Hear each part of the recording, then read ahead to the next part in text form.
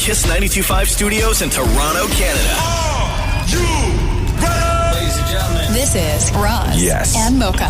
it's Roz Mocha. What's going on? Hey, I'm Shawn Mendes. This is Selena Gomez. Drizzy Drake. Taylor Swift. Post Malone. Camila Cabello. This is Ed Sheeran. You're listening to my boys Roz and Mocha. Right here. Turn up. My boys Roz and Mocha. The Roz and Mocha Show. I can feel Between Roz and Mocha, who is your favorite? Roz. Mocha. I just Mocha. You guys are so funny, man. $20,000. Are you seeing that? Are you seeing that? This is the Roz and Mocha Show podcast. Powered by Air Transat. Question for you. At what age do you think you become your most miserable? Oh, How old are you, Roz? Shut up, Moore. Get out of here, you jerk. wait, how old are you, Maury? I am 41 and a half. I'd say 41 and a half. Yeah, me too. I'd say actually between 30 and 41 and a half. Yeah. Because you've been miserable the whole time we've known you. Yeah. I've had a good day or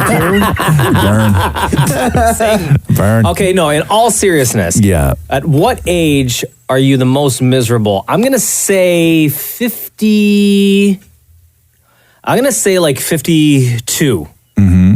The reason why is because at 52, presumably, you've worked a long life. Retirement, you might be able to see retirement there in the distance, right? Okay. You're closer to it, but you're still just frustrated by how many more years you still have to work. When it comes to actual happiness, what they found is that it's on a curve. So it's almost like U-shaped, where the happiest you are, which is 18, is also the happiest you are when you're 70. So they found that 18 and 70-year-olds measure up equally when it comes to happiness. Yeah. And then so between 18 it starts to go down, down, down, down, down, and before it goes back up where you start getting happy again, there's one age at the bottom where you're the most miserable. 52. Mocha says 52. Maury, what do you say? See, Mocha's theory is almost exactly what I was thinking, because you could see retirement. You're like, God damn, get here already. But I was also going to say something like 50, because you're too old to date, again. Wait, what? 50's too old to date? You better watch your words, bro. 50's too old to date, hot young guys, right? I don't know if that's 100% true. I would 100% disagree with everything You don't Maury think said. that there's even in gay world, you don't think that there's 50-year-old gay guys that are dating hot young guys? Well, I mean, you can't date 20-year-olds. Are you just something. now, is it because you're coming to terms with it, you are no longer a hot young guy? No, I still am. Oh, okay. Okay. So what's the answer? So what's your answer? I was going to say 50. 50. Dead on. 47.2 is what they say. You Really? are most miserable, let's say 47 years Did old. they say why? You are most, because that's the bottom of the curve. Oh. That's the bottom of the curve before it goes back up. So when you take 18 and you take 70, the very, very bottom of that curve where you bottom out on your happiness is 47. So in a couple of years, are you excited to be more can you miserable? believe that I'm not even at my most miserable yet? Oh, no. Gentlemen. Help us all. This is the Roz and Mocha Show podcast.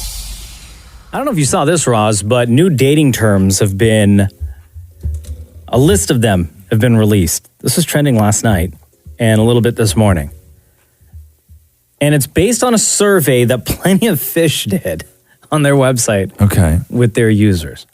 Now, what I don't know is if the answers that were given by the people who took the survey, right? They just found commonalities, and then Plenty of Fish came up with these terms and are trying to get them going, or if people that took the survey started using these terms, and then Plenty of Fish was like, these are the terms we're going with.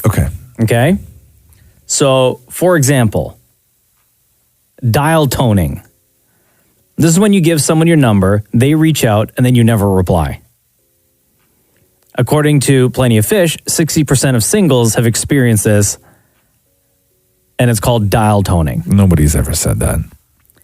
Because I'm reading these, and I'm Nobody's thinking ever said that. it's Plenty of Fish that came up with all these terms. I'm going to keep reading these terms Thank to you. you. Okay. But I think that they're the ones that came up with these terms and like so early in the year trying to get them to catch. Yeah, stop trying to make dial toning happen. Okay. Yellow carding is another term. Yellow carding, if you call out a date for bad behavior, a questionable view or general rudeness, you're yellow carding them. Just like in soccer. God. Okay. Sure. Fleabagging is another term. Consistently dating the wrong type of person for you is called fleabagging. There's no way these terms are going to stick, right? That's not a thing. It's not an actual thing. Okay. But before you go, I'm just doing a quick little search right now on the term dial toning. Yes.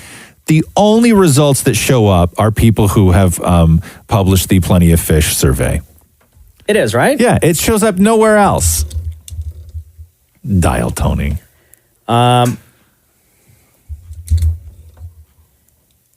Glamboozled. First of all, do you believe anybody under the age of 40 would ever refer to anything as dial toning? Absolutely not. No! Like that jerk never called me back. When in life do you hear a dial tone?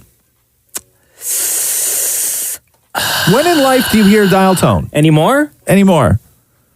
When does that ever happen? When do you hear a dial tone? You just hear a click. There's no dial tone anymore. Yeah, no. I guess not, right? No. We have an old-fashioned phone in here that we can get a dial tone. You want to play a dial tone for people so they know what a dial tone sounds like? Because I'm assuming that the term dial toning is very confusing to people. They don't even know what that means. That's a dial tone. Ooh. You just got dial tone, son. Here, ready? Okay, let's play this out here, okay? Okay. So we'll be two fellas that met, okay? Uh-huh. And I will be leaving you a voicemail message. Okay. This is how it goes. Hey, what's your name? Chip. Okay, you be Chip, I'll be, what were those two guys that had those jeans? Chip and Pepper. Okay, you be Chip, I'll be Pepper. Okay. Hey, Chip, it's Pepper. I met you at, the barn last night. And I'm very excited. And I really liked your hat. And your jeans were good. And, I just think that we could, make something like this happen. Okay, I just got dial toned. Like, is that what happens? Right? Is that what happens? Hey, Pepper, I saw that you giving Chip your phone number last night. Harsh. You just got dial toned. Yeah. Pepper, you still haven't called me back. You find this funny, Maury? You ever met somebody who gets such a kick out of getting dumped? Again, these are allegedly dating trends, some new terms for this year. Well, hold on. How is dial toning any different than ghosting? Exactly. Oh, Maury, it's very different. If you don't understand, then leave. Then you should be in the dating world. Yes. If you don't understand that difference, we'll never. You not knowing the difference is the reason we're not together. I want to read two more of these to you. This is from Plenty of Fish did a survey, and these are the terms that they came up with based on the answers. Glamboozled. Okay. What does that mean? You've got your new nice top and jeans on. Yeah. You curled your hair, even did winged eyeliner, only to get a text from your date asking to cancel or rescheduled. That's getting glamboozled? You've just got glamboozled. Okay. I kind of like that one. It's not a thing, though. It's not a thing. It's now a thing. And go. This one. Yeah. Okay? This is probably the most ridiculous. Yeah. Being Kanye'd. Which is what? When dates spend the entire time talking about themselves. Being morayed. This is the Roz and Mocha Show podcast. Hello, it's Roz Mocha. Hi, I have a glamboozled story for you. All right. You got glamboozled? Yes, Now, I did. have you ever used that term before you heard it on our show this morning? No, but when I Okay. heard the term, it made so much sense. Right. We used to just call that being stood up. No, not really, because he tried to reschedule. Yeah, it's the same thing. Still being stood up. So, well, first of all, what's your name? Stephanie. So, glamboozled, here's the description. You got your new nice top, jeans on, curled your hair, even did winged eyeliner, only to get a text from your date asking to cancel or reschedule. Right. Okay, so that's glamboozled. So what's your glamboozled story? So this guy has been in my DMs for 2 years trying to go out with me. Oh. Uh-huh. So I finally agreed to go out with him. Wait, is he just a random follower, or you knew of him through other people? He's a random follower, but we had so many mutual friends via Instagram. Okay, so you have Instagram common friends, not in real life common friends. Not in real life. Okay. But he followed me a while back, and he like was in and out of my DMs, trying so hard to like get my number, go out with me and stuff. And then finally, he like made an impression on me. So I'm like, you know what? Let me give this guy a chance. So me and my friends, we have a term saying we get glammed up, and that's when we get like fully glammed. We do eyelashes, we do full makeup, we do hair extensions, everything, like the best it could possibly look. So I'm like going on a first date with this guy. I get completely glammed up, full glam, and then like half an hour before he was supposed to pick me up, he texted me saying that he was just dealing with some family stuff and he wouldn't be able to make it. So I was actually so bamboozled because I'm like, this guy has been trying so hard. And the first date, he's already trying to reschedule with me. And I was just sitting in my room. I'm like, are you kidding me right now? I wasted all my makeup, all that time, perfume, everything. 2 squirts? What kind of perfume? It's called Good Girl, and it's not cheap. Oh, okay. It's called Good Girl. What does it smell like? Well, I've never smelled that before. It kind of has like I forgot the designer, but it's in the shape of like a stiletto, and it kind of has more of like a masculine scent to it. But it's really, really nice. Do they call it Good Girl knowing that bad girls will wear it? I think so. I think that's one of those. Is that why? No. Is that why you bought it? I was attracted to the bottle, and then after that, I just fell in love with it. So, I mean, I guess it makes sense. Because you're a bad girl. I think so. So what did you do? You were there, you were all glammed up. Did it all go to waste, or did you wind up doing something with that outfit? No, I just, like, washed my face and went to bed. I couldn't be bothered. Oh, no! Yeah. Now, did you call this guy back, or what? Well, he said he was dealing with family things, and then he was like so adamant to reschedule. So then we actually did reschedule, and I have been out with him a few times. Oh, okay. So, and how'd it go? Yeah, it's good. He's cool. Yeah. What does that mean? Right What does now. that mean? What does that mean? What?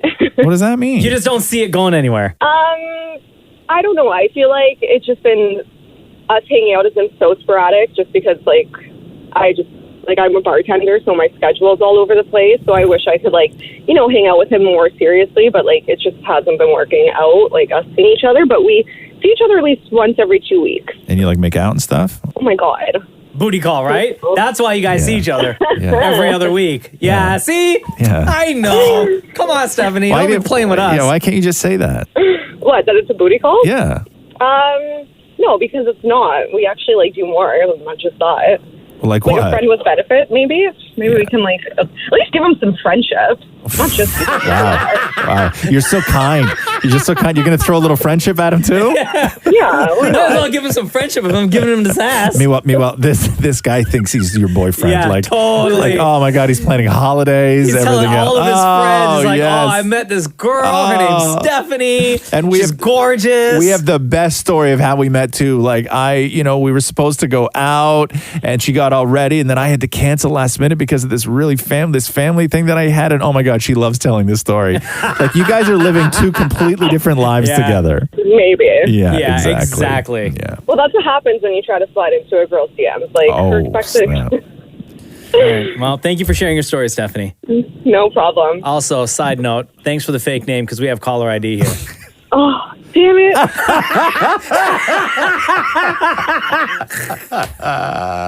That's evil. You guys are evil. Yeah. We know the games. We know the games. Peace out, girl. Goodbye. Bye, love. Later. Here we go. The Roz and Mocha Show. Podcast. Hello? Hey, it's Roz Mocha. I got a problem with you. Oh, my God. Hi. Hi, what's your name? My name is Gail. All right, here's the text that Gail sent to us. Not Roz. a lot of Gales in the world anymore. I know. Usually they're 60 plus. Yeah. Oh, how old are you? 32. Yeah, not a lot of Gales. You don't meet a lot of young Gales. Here's why I'm upset with Gail. Okay. Okay. The text reads, I've stopped listening to you guys for the moment. Oh. Even your podcast. Oh. Because I'm moving abroad at the end of the month, and I want to make sure I have as many podcasts as possible of you guys to listen to while I'm away next year. You guys are the best. So, Gail, where are you moving to? I'm actually moving to China to teach English at the end of the month. Oh, one of those, huh? Oh, wow. Yeah. Next to Rye, ESL teachers are Canada's greatest export. Oh, that's good. So, how long has this process taken for you to apply to be a teacher out there? It's kind of funny. They kind of came after me in around November time, and I'm just sort of squaring things away and selling all of my things and, starting over again. Are you single? I am. You are. Okay, cool. Now, are you going there with the hopes of maybe hooking up, or are you going there with the intention to not hook up? I'm going there with the intention not to hook up. Yeah. I'm really looking to make money this year. Gotcha. Save and Can you make a that's lot? the Can you goal. make a lot doing that? Like, is that or are you just doing it to sort of like, eat, pray, love, and have an adventure and all this other stuff? Like, is the financial kickback really that great? It's pretty decent because the cost of living is pretty low. Okay. But I'm looking to I'm really just hoping to be discovered. Like I've always just wanted to say, like I'm huge in China. So that's honestly what I'm hoping as well. But you want to be like a big time actress or something? Yeah, totally. It'd be great. But hold on here. You want to go and be discovered in China, but like, do you have any talent? Oh, none. That's just how I look. Oh, how do you look? Like, do you look super different? Well, I mean, I look super different, but I'm super hot. So. Oh, Right? here we go. Okay. Hold on. Here. So you want to be the hot girl from the West in China that just like blows up, and then you wind up on your way to teach kids how to speak English, start seeing yourself on billboards, right? Pretty much, yeah. That's the ultimate. Okay. Okay. So what makes you so hot then, Miss Hot? I don't know. It's just like I look real good. Like I talk. Like, come on, Roz. Like, don't get me wrong. Like, please look at me. Like, Don't get me wrong. I'm the same kind of person. Oh, God. Yeah. Here we go. I get it. I fully do. You shouldn't have to justify yourself, but you're on the phone, so we don't know. So obviously your whole life people have told you that you're very attractive then, right? well, I mean, I guess so. I just know. In my gut, in my core, Okay. Come on. I like that you're very self-aware and you're going to, I like this. Go. So for you, teaching is secondary. Well, no, it's primary, but I'm looking for the side gig as well. Of course. The side hustle, of course. Yes. I respect anyone that looks in the mirror and goes, you know what? I will be the hottest thing in China. That your ambition is to go to a place where there's 1 billion people and you think that immediately you're going to rise to the top because you're that hot. I love Totally. it. I love that kind of ambition. I Wait. really do. So why aren't you like big Miss Hot stuff out here in Canada? Because I don't know. I look like everybody else, I guess. Because obviously we don't appreciate it here. No, Right? no, Yeah. and I'm not really tall. Like my parents are really tall, and I'm only 5'5". Like I should be at least 5'8" for how tall my parents are. So I got mega gypped. Oh man, that sucks. So, but you'll probably be taller than most out there, right? Probably, yeah. Okay. From what I gotcha. hear. You're going to be like Amazon. Okay. Totally, I totally, gotcha. yeah. Okay. Are you sort of leaning towards any sort of particular area of being discovered? Like, do you want to be discovered and kill in the world of fashion? Do you want to like be like the spokesperson for something? Do you want to just be the model, or do you want people to know your name? Do you want to do lingerie? Do you want to like market an alcohol company? Like, what's your sort of dream goal of how you would like to be discovered? Wow, you've just opened like a Pandora's box of things I didn't think of. That's my job. Right? I feel like I don't want to talk. I think I'm just rather be like. I mean, I'll be honest with you. I've sort of done some modeling, but not like real modeling. Like my friend's a photographer, so I've had pictures taken a few times. Yeah. And I'm actually really awkward, and I like get all T-Rex and stuff. It takes me a while to loosen up, so it's like I feel like I'd be terrible at it. So it's like the less I have to do. You're going to the land of Godzilla. Wait, is that Japan or is that China? That's Japan, right? That's Japan. Anyway, I think that's Japan. You're going to the land that's close to the land of Godzilla. They love it. They love an awkward T-Rex out there. Yeah, a little T-Rex. Yeah, and maybe it'll help. Well, Gail, we're sad to see you go. Thank you. I'm really sad. I'm really sad because I won't be able to get the live show. Okay, but at least you'll still be able to subscribe to the podcast and check us out on a weekly basis. Totally. And will you follow up with us down the road just to let us know how things are going out there in China? Absolutely, yeah. And how long it took for you to become famous? Absolutely, I will.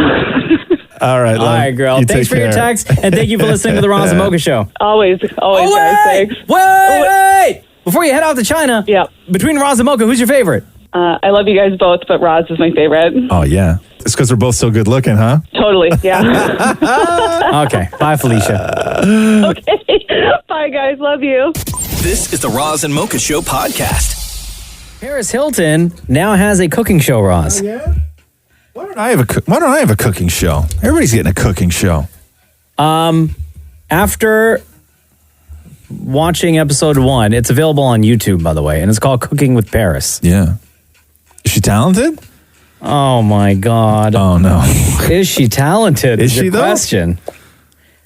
Just listen to how inviting she is during the intro and how into it she is with this new cooking show that she's got. Why would you not want to spend 20 minutes, 25 minutes watching Paris Hilton teach you how to cook lasagna? Hey guys, welcome to Cooking with Paris. As you all know, well, maybe not all of you know, the people who do know that I'm an amazing cook. Ever since I was a little girl, I would always go with my mom in the kitchen and she would cook these amazing pastas and lasagnas and Thanksgiving and Christmas dinners. My entire life, I just remember sitting on the counter and watching my mom cook and also baking and cooking with her. Yo, what are you lying? None of that ever happened, Paris Hilton. No, please. Did you live in hotels your entire life? Yeah, they had help. Because your families owned hotels your entire life? They had help. But that's fine, though. But did you watch it? Can she cook? Do you want to hear some of the instructions? Yes, please. And again, she's trying to make lasagna. Okay. All right? Okay, I was supposed to chop these onions and garlic, but I feel my lasagna should not have onion or garlic in it. Oh. So now we have all the ingredients ready. We have the cheese, we have the sauce, and the noodles are just finishing up. So cheese, sauce, and noodles. Okay, hold on here. But did she make the sauce? Or what did she do? She crack a can? A jar? A jar of sauce. So she didn't make her own sauce. Okay. Listen, dingbat. You can't do a cooking show making lasagna or you open a jar of sauce and don't put garlic or onion in it. Thank you. Because that's not a lasagna. It's not a lasagna. Also, she is so crafty, so handy in the kitchen. Oh, because that's whole milk and this, different brands. Okay, that's all supposed to be like that. So the next step is the ricotta cheese, which you just mix around. And you don't need to use cheese with milk. You can use organic cheese. There's almond cheese. There's soy. There's so many different types of cheeses now that it's not normal, but it's cool. All these spoons are brutal.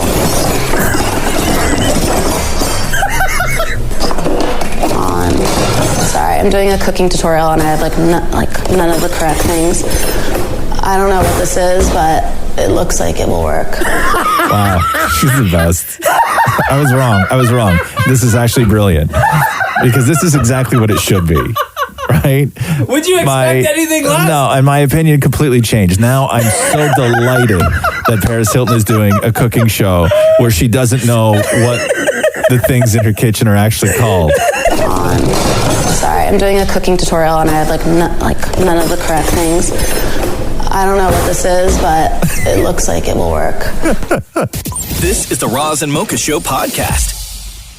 Air Transat has direct daily flights to London, England. You could actually now walk up to Buckingham Palace, knock on the door, ask for the Queen. When she answers, you can say, hey, can I stay in Harry and Meghan's room since they won't be needing it anymore? Is that the deal? That is the deal now. Yeah, I just read the headline. It came through on Twitter. So all we know is that all the direct flights to London, England for Air Transat England, very easy to navigate, especially now that all the crowds have cleared out that Harry and Meghan don't live there anymore. Right, yeah. Right? You can do it by foot, by bus, one of those cool double-decker buses. You can take the metro. You can do a boat. You can do it all. There's so many different ways to see London. Yeah, you got all the prehistoric sites. You got the castles. You got the museums. You got the legendary musical venues. So much to discover in London, England. Plus, Transat offers multi-city packages so you can enjoy cities in and around England at the same time. Visit airtransat.com for all the details. This is the Roz and Mocha Show podcast. So you saw a UFO the other day. I didn't see a UFO. That's what you said. You said you came in here and said that you saw a UFO the other day. No, I said I saw a flash in the sky early morning. I remember specifically it was 3:38 a.m. Yeah. Driving into work. Right. And then somebody we talked to saw the same flash of light. Mm-hmm. We all came to the conclusion it was a meteor shower. And then people started DMing me saying, hey. That is not the way the conversation went at all. Yeah, it is. No, I remember it's not. specifically. No, that's not the way. So let me read you two things here. Okay. So 1 in 5 people, Yeah. believe that aliens are currently living on Earth, according to a new survey. I'm not one of those in 5. You're not? No? No. 15% say it's somewhat likely. 4% say that it's very likely, which adds up to 19%. Just about 1 in 5 people. Wait, what was the second number you gave? Okay, so according to a new study, 4% of people say that it is very likely that aliens are currently living on Earth. Okay, that's not me. 15% say it's somewhat likely. So both those groups believe that there could be aliens living on But Earth. we'll never know because don't they change themselves to look like humans? Like the reptilian shapeshifters? Yeah, and you can always tell with their eyes, with their ears and with their eyes. There's a lot of videos on YouTube. If you look up reptilian shapeshifters, there's a lot of people where you see like Secret Service agents where they blink real quick and then they blink again, and in between one of those blinks you can see the reptilian eyes. No joke. Come on. No joke. You're trolling now. You think I'm trolling? Google right now. Go to YouTube. Wasn't Shia LaBeouf accused of being a shapeshifter? That I don't know. What am I looking up? Reptilian shapeshifter. And while you're doing that, let me read you this. There was a 76% jump in UFO sightings last year, Mocha. 76% jump. According to the National UFO Reporting Center, there was a huge spike in UFO sightings last year. There were 3,395 sightings in 2018. Last year, 5,971 sightings. Yo. That's a 76% jump. This one website? Yeah. They have photos and stuff? Of what, reptilian shapeshifters? Yeah, you know who one of them is? Who? Barack Obama. Yeah, oh, yeah, I know he is. Fully alien. Yeah, shapeshifter. Yeah. Wow. Oh, damn. And his buddy Joe Biden. Listen, don't go on there if you're not going to take it seriously, man, okay? I'm not the one that came in here yesterday saying I saw an alien on my way to work. I never said I saw an alien. That's exactly what you said. Jackass. This is the Roz and Mocha Show podcast. If you're going to be using the subway this weekend, keep in mind that there are some closures. Surprise, surprise!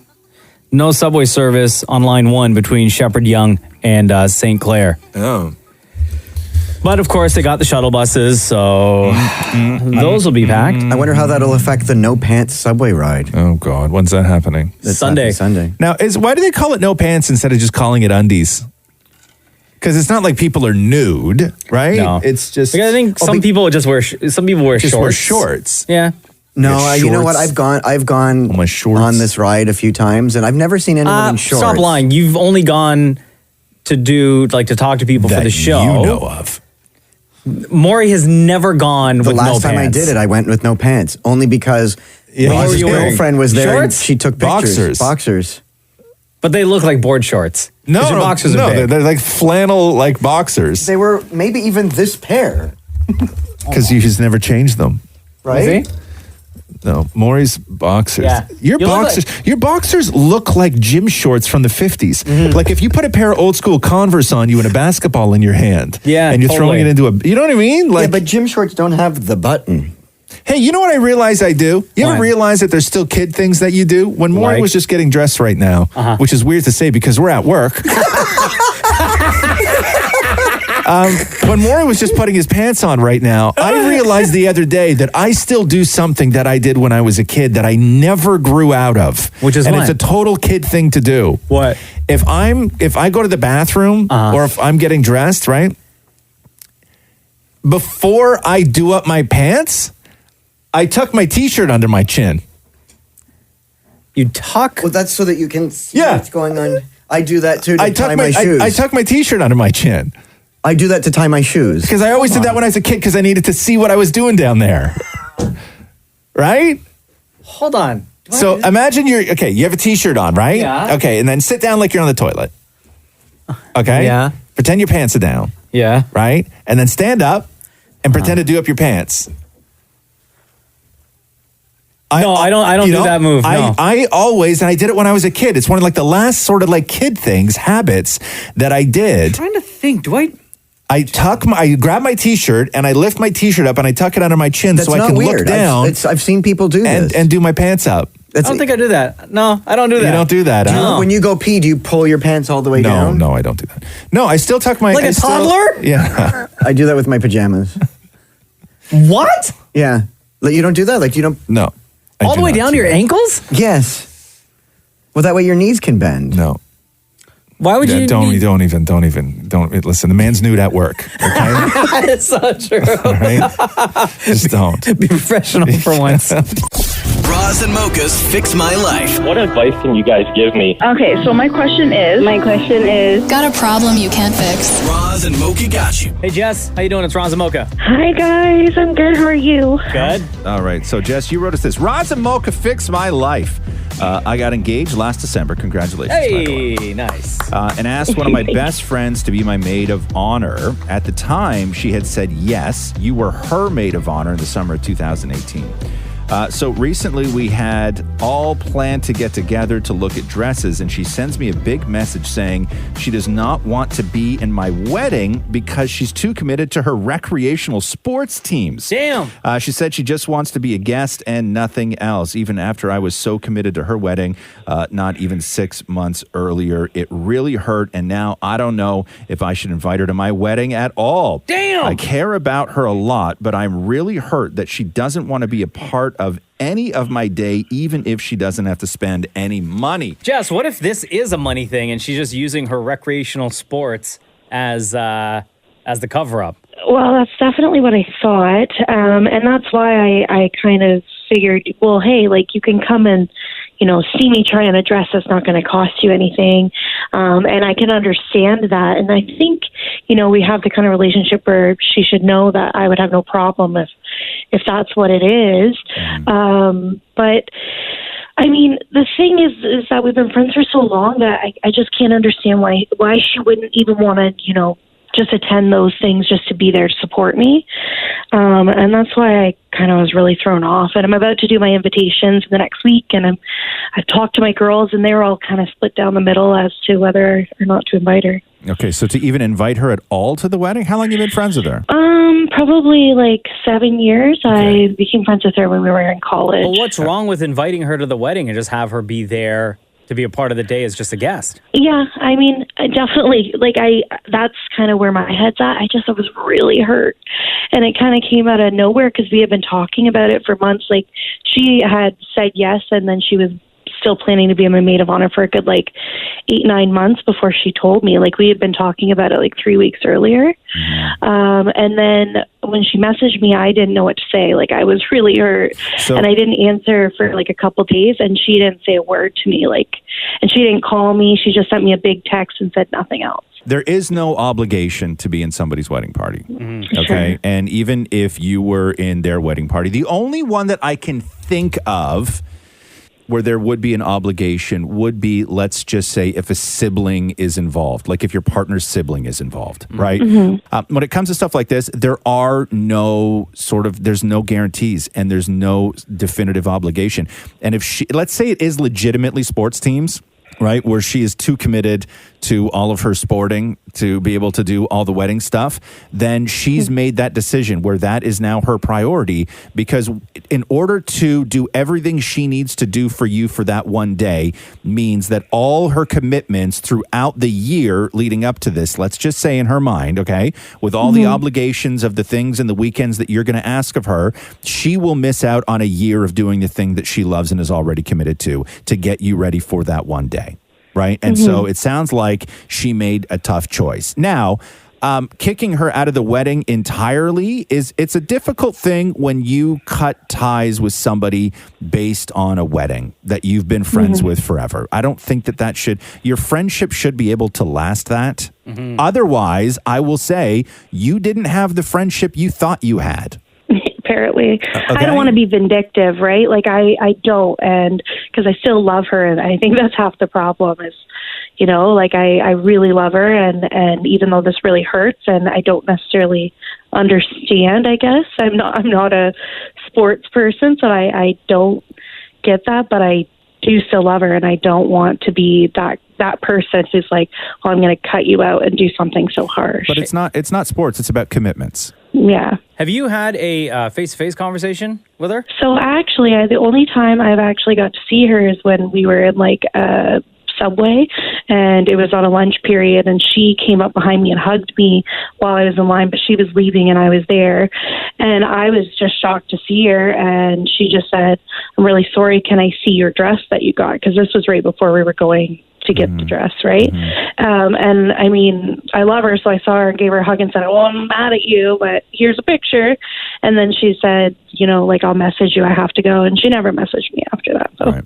Maybe this stuff means more to you than it does to her. I guess so. You know, like there's always that. But you know, this your friendship is either going to survive this, okay? But if it does not survive this, then maybe it wasn't the friendship you thought you had. No. But the idea that you will take somebody who's close and who doesn't want to be your maid of honor, for whatever reasons, and maybe she's not telling you the truth. Maybe it is money. Maybe who knows? Maybe her marriage that she has isn't going well right now, and she just doesn't want to be a part of some big giant celebration of somebody else's marriage right now. You know, you haven't had, like Mocha said, you haven't had a face-to-face with her yet, so you don't really know what's going on. Okay? Yeah. And I think the first step would be for you to sit down and have a conversation with her with no pressure, okay? But just try and get to the bottom of it. If it's about money, then alleviate her sort of financial responsibilities. If it is just about you wanting her there standing with you. And if it's not, then that you have to then work on that. Yeah, absolutely. Does that help at all? Yeah, absolutely. I really appreciate it. You guys always give the best advice. No, step one, have a conversation with her. Okay, and face to face, not over text. Thank you. Yeah. Yes. Okay, and don't do anything out of spite for your wedding. It's not cool. You will regret that. Okay. Well, thank you guys so much. All right, love. girl. You take care. All right. Thanks, guys. Roz and Mocha's Fix My Life. On Kiss. The 1 Million Moms are back. 1 million moms. So the 1 Million Moms are a group, and they go after things that they don't like. The 1 Million Moms were the ones that lobbied and complained to get that commercial pulled off the Hallmark Channel because the two women were kissing. Oh, that was them? Right, yeah. Wow. Yeah. The 1 Million Moms. Okay. There's not 1 million of them, I can guarantee you that. But they call themselves 1 Million Moms to make the group sound large. So they do this, right? They go around, they look for things that are petty and offensive, and then they cause a stink, and then they come at you as 1 Million Moms and force you to change the way you do things. They're not coming after us on that. No, they're coming after Burger King. Burger King? Yeah, so let me read you. Okay. The home of the Whopper? Yeah, because Burger King, and this is where it gets even more puzzling, Burger King in a commercial used the D word. Burger King in a commercial used the D word. Not the king. The king, come on. The D word. Well, okay, so I could see why. What do you think the D word is? Well, the D is the D. No, because Burger King has an ad for the Whopper that reads, "Damn, that's good." Oh, they're mad at damn? They're mad at damn. Okay? Come on, Million Moms. I'm telling you right now, it's offensive to them. The word damn? The word damn. The ad was, I'm telling you, damn, that's good is what has 1 Million Moms aiming their sights at Burger King in one of their commercials. 1 Million Moms finds this quote. 1 Million Moms finds this highly inappropriate. When responding to a taste test, he didn't have to curse. Or if in fact it was a real unscripted interview in which a man was not an actor, then Burger King could have simply chosen to edit the profanity out of the commercial. Come on. So congratulations, you're offended, which means absolutely nothing. And again, and I know we've said this so many times on this show, just because you're offended, okay, does not mean that you're right about anything. It doesn't mean that it doesn't mean that somebody has to change the way they talk. Doesn't mean that somebody has to change the way they act, how they spend their money, what they do with their body, what jokes they laugh at. You're offended. Congratulations. It means absolutely nothing to anybody. And nothing's going to happen, damn it. Thank you. This is the Roz and Mocha Show podcast. I totally forgot that I said that I left my phone in the car because I was like frantically looking at my jacket. Oh, yeah. No, it's in the car. It's the worst. It is the worst. Why can't I go get it for you? Huh? Why can I not go and get it for you? I don't need it right now. Yeah. No, like, I'm not a criminal. I've looked at my phone exactly twice Yeah. since we started. One was to check the weather. I'm okay to not have it right now. Yeah.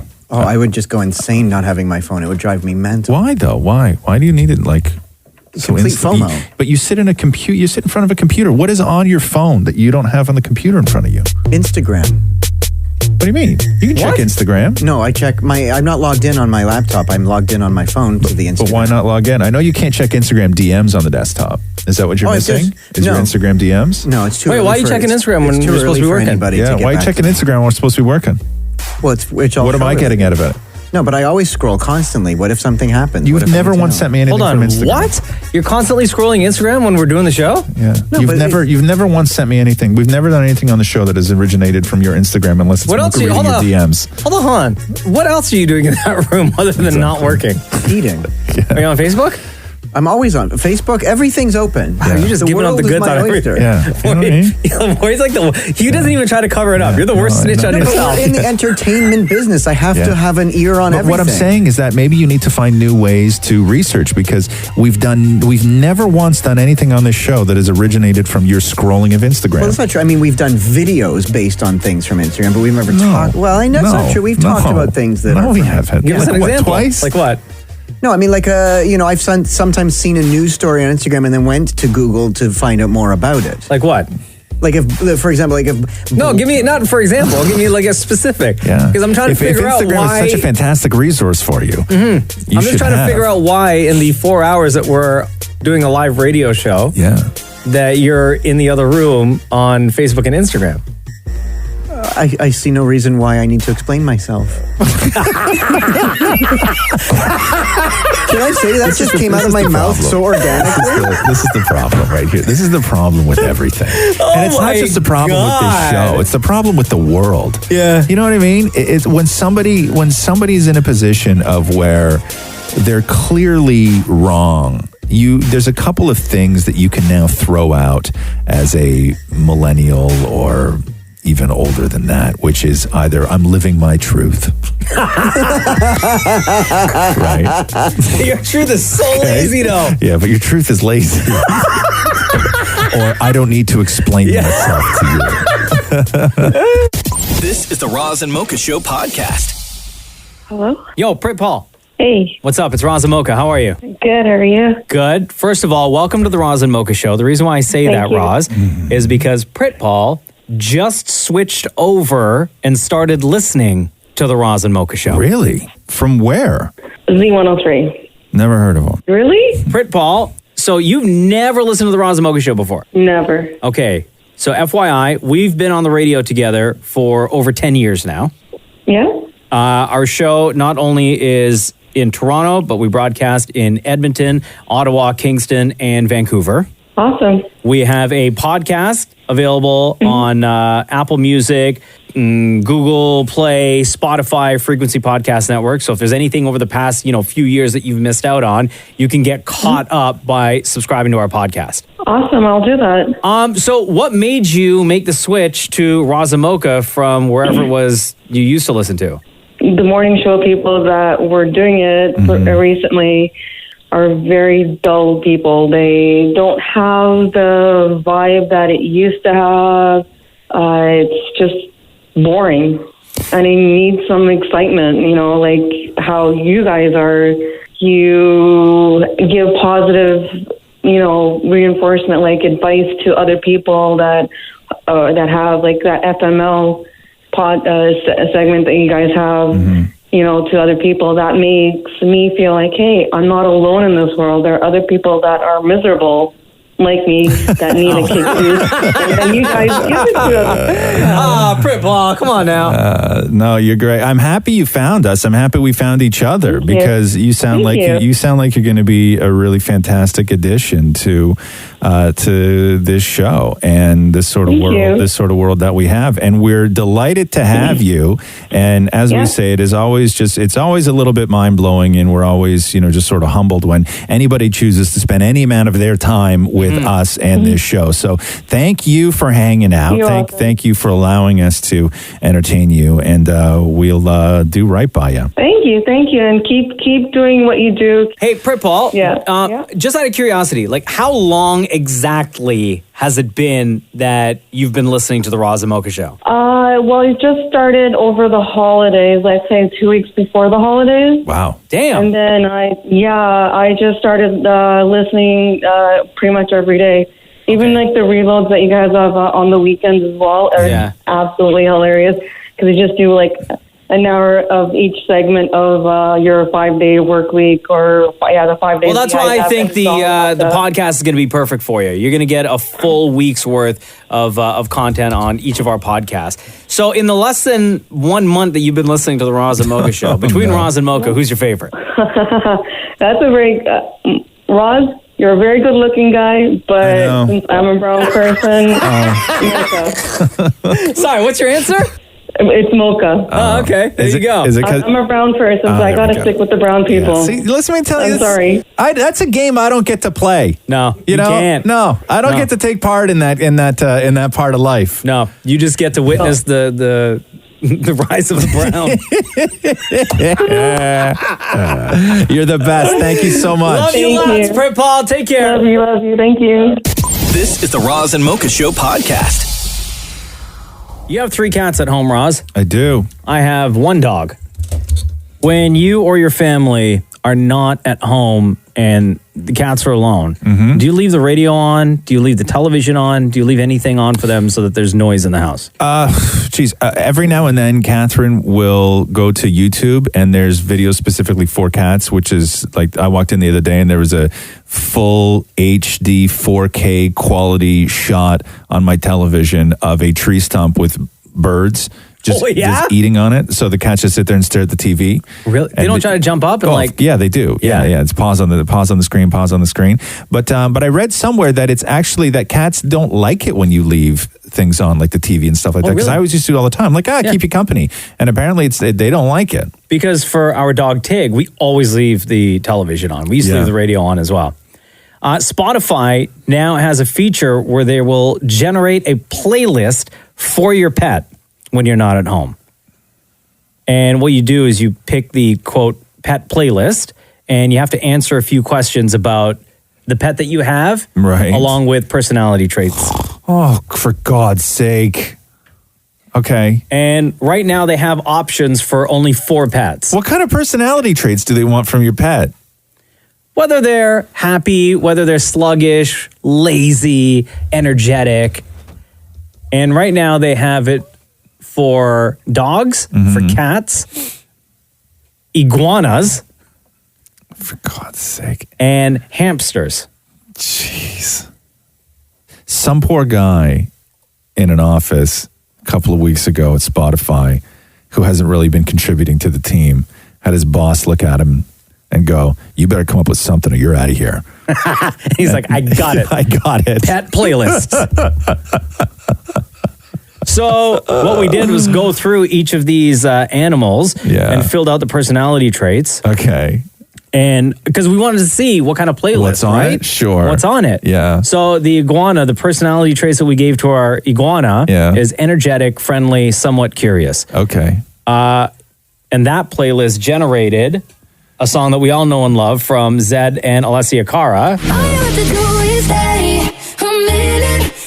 Is this a song for iguanas? Yeah. Shut up.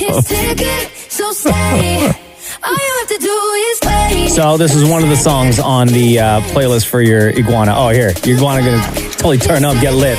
Right here. Do they superimpose the sound of flies over this? No. Like the fluttering of wings to entice your iguana at all? No, huh? If you have a dog and you want a playlist for your dog that is very energetic, super friendly, very curious, and inquisitive, that playlist will include Can't Stop the Feeling from Justin Timberlake, Shut Up and Dance from Walk Off the Moon, and One Dance from Drake. That's why I need a one dance. The dog song? That's a dog song. Okay. One more time before I go. If you have a cat, Yes. and your personality traits that you picked for your cat Hit me. include relaxed, super chill. Yes. Your cat's playlist will have tracks by Sam Smith, by Hozier, and I Just Can't Wait to Be King from The Lion King. I'm gonna be the main event, like no king was before. So this is what would be playing on your Spotify playlist when you're out of the house and you need something to play for your cat. My cat wants to listen to The Lion King? Yeah. Inspiring And for Hamster... Hold on here. What? Stop. There's a playlist specifically for Hamster. Stop. If you have a hamster that's lazy, chill, very curious, and or nosy, you'll get like Friend Like Me from the Aladdin soundtrack, Pretty Girls from Britney Spears, or a song by Dusty Springfield, Preacher Man. The only one who could ever reach me was the son of a preacher man. This is for hamsters, a hamster song? Yeah. Hamster's got a cool playlist, I'll say that much. Would it also surprise you that part of this pet playlist that Spotify is now offering also includes 5-hour podcasts? For your pet? For your pet. Shut up. For example, the guy that plays Dagmar Cleftjaw on Game of Thrones. Yeah. He's on an episode of a podcast that you could leave on for your pet. Hello, you. I've got good news. Today is another lovely day. It makes me so happy to start the day off seeing your happy face. How lucky am I that I've been able to hang out with you before I have to head off? I'd stay here and stroke you all day long if I could.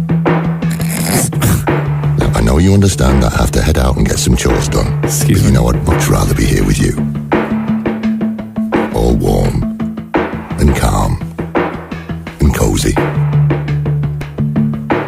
But I know I can trust you to keep an eye on things here, just until I get back. Weird. You stay and be good, because you're such a good dog. That's why everyone loves you. There you go. Your Spotify playlist for your pets. This is the Roz and Mocha Show podcast. Hey, is Jeopardy back on tonight? So it was weird what they did. Jennings didn't win last week?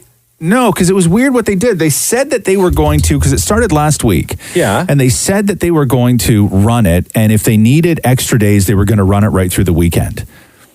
And but they didn't. Because they didn't even run it Friday. Oh, they didn't? No, they didn't run it Friday because I don't think they were anticipating how big the ratings were going to be for it. I didn't watch Wednesday's game because I think the Raptors were playing, so I was watching that. Yeah. And then I watched Thursday's game. Yeah. God, Jeopardy's one of those games. It's entertaining to watch. Yeah. But man, I feel like an idiot. Yeah, but that's the point of Jeopardy, though, is I think that we all collectively feel like idiots. Like, I think the goal with Jeopardy as a viewer, especially for a tournament like this, if you can get like 3 right, you feel like you're taking part, right? Yeah. Like you feel like you're participating. And that's sort of the great thing about Jeopardy. But when they realized that they had 15 plus million people watching every episode, I don't know what happened, but they decided to abandon their plan of going through the weekend. And so it didn't air Friday, it didn't air Saturday, it didn't air Sunday, and it didn't air Monday. So it's coming back tonight. So they took 4 full days off. I wonder if it's because traditionally ratings for a TV show like on a Friday night isn't as high as during the week. Same with the weekend. But it was a special thing that should have just kept going. I know, but still. But they said, I wouldn't care had they not said that they were going to do it every day. That they were going to do it every night, and if they needed to go through the weekend. Said it's going. Why didn't they do it last night? They didn't want to compete with like The Bachelor or something? No, because it's ABC that's running it, right? Yeah, it is. So they can't. So they can't. So really, realistically, they should have ran this right at the beginning of the new year before all the new shows came back. Yeah, that would have been the sort of better way to go. On last Monday, really. Yeah, yeah. So, but the numbers for this are incredible. Like this tournament on Jeopardy is crushing everything else on television. Like it's amazing. Hey, when it's you play crushing everything on television. When you play at home, do you answer the questions properly out loud?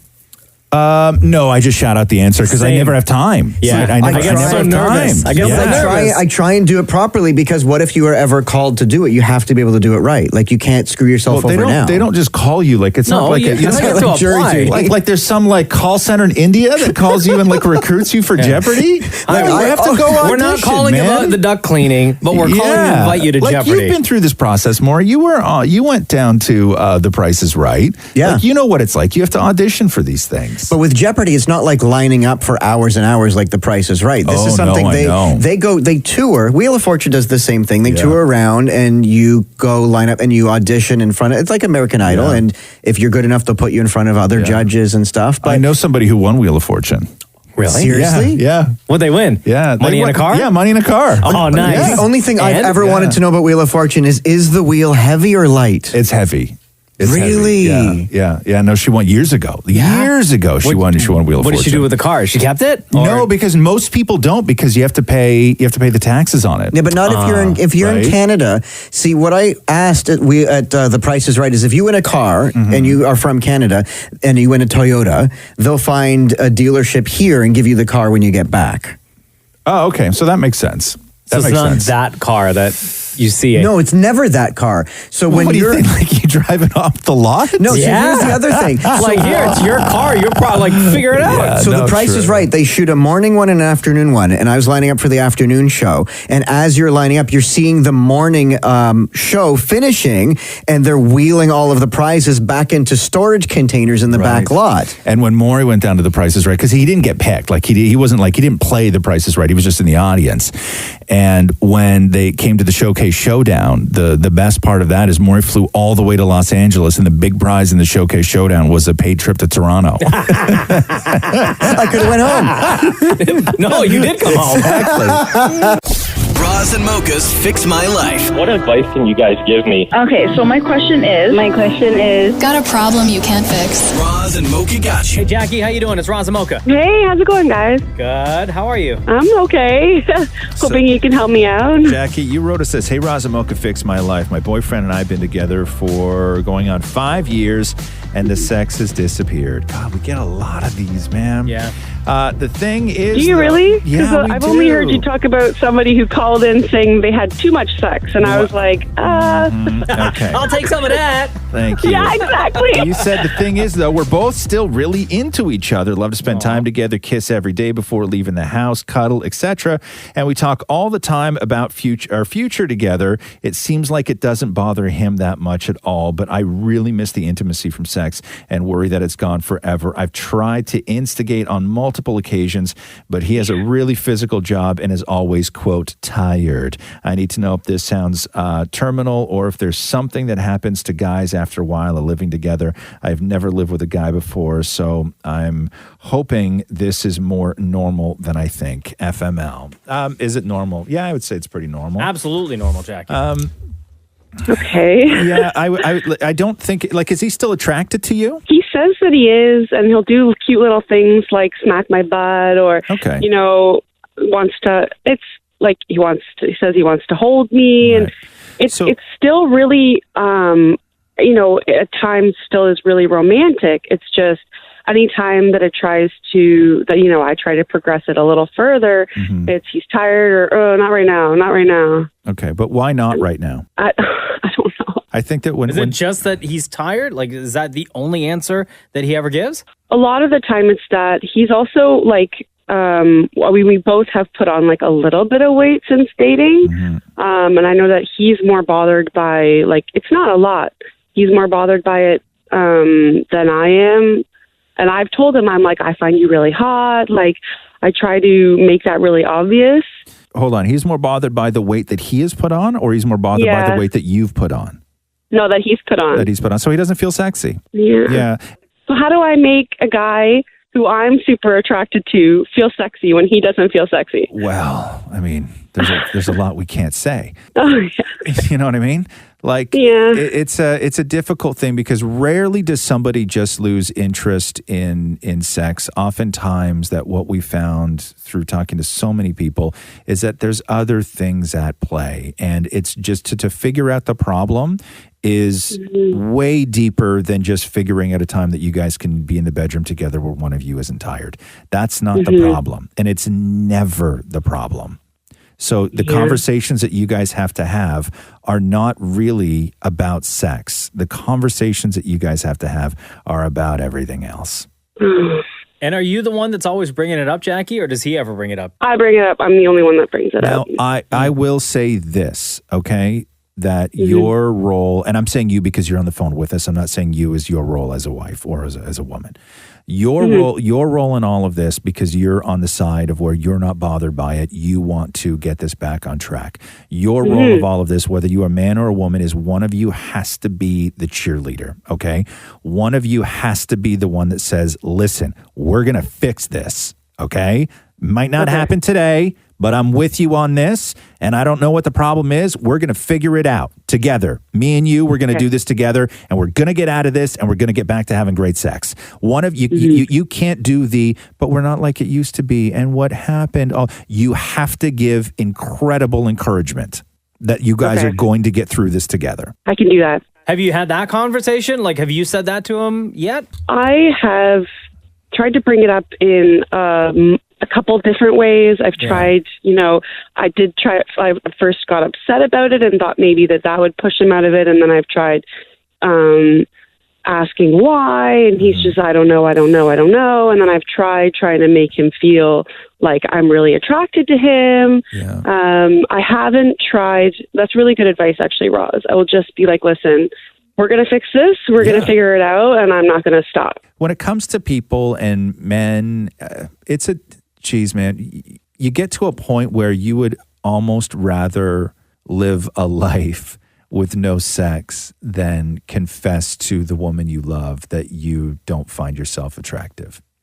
It's almost, that is almost a more difficult thing to do. That breaks my heart a little bit. It's almost more difficult to admit to you that they've lost confidence in themselves than it is to deal with a sexless marriage.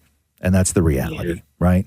And you have to get to the actual problem, because the problem is that he's not too tired. Okay, that's not the problem. The problem is that you guys are on opposite schedules. That's not the problem. There's something insecure about his body right now. There's something else going on, and that's the problem that you guys need to fix. It's about identifying the problem and fixing the problem. And if you go at him and say it that way, okay, there is a problem. The problem is not sex, because it's always going to feel good, and you guys are always going to be good at it. So what is the problem? And the two of you together, with encouragement, you're going to identify the problem, and you are going to fix the problem. Okay. You guys are the best. Honestly, I didn't know. I'm too ashamed to really talk about it with, sorry, I'm getting emotional, to talk about it with any of my friends, because it's really embarrassing. But you guys are such a part of my life. I knew you'd be able to help. Oh, Jackie. Thanks so much, guys. We're always going to be here for you, girl. Love you guys. Okay. I love you too. Roz and Mocha's Fix My Life on Kiss. We talk about The Bachelor real quick? Girl, let's dish. So, I don't know. Last night was such a messy show. So, Kelsey is the new villain. I guess that's the way that they're sort of playing her off, but we all know about the editing. So, it came down to last night, Kelsey and Hannah Ann. Where Kelsey, I guess, had this whole thing planned with The Bachelor where she brought champagne from home, right? Like she had a special bottle of champagne and she wanted to just have a moment with the pilot. Yeah. And they were going to enjoy the champagne. But then she saw Hannah Ann in that spot at the mansion drinking her champagne. So here's the setup. I'm excited to share a bottle of champagne with him that I've been saving for a really special moment. I mean, I'm the hopeless romantic. I love. And to me, the bottle shows my heart and what I want. And I want a husband. I want to have a family. So the bottle of champagne represented a lot. Apparently. Right? Yeah. So she sees Hannah Ann sitting in her spot, drinking her champagne, and then she loses her mind. And as it turns out, there was 2 sets that they built with champagne, right? One was a couch with a regular bottle of champagne and a couple of glasses.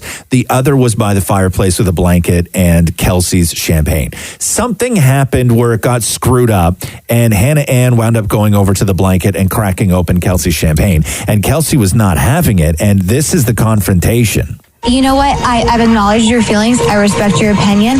We're moving forward. That's Hannah Ann, by the way. I'm not, but it's because I'm not a fake.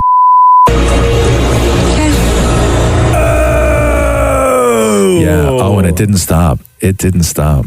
Do I think she's a snake and sneaky? Yeah, absolutely. I don't tolerate snakes. I don't like them. They're my least favorite animal.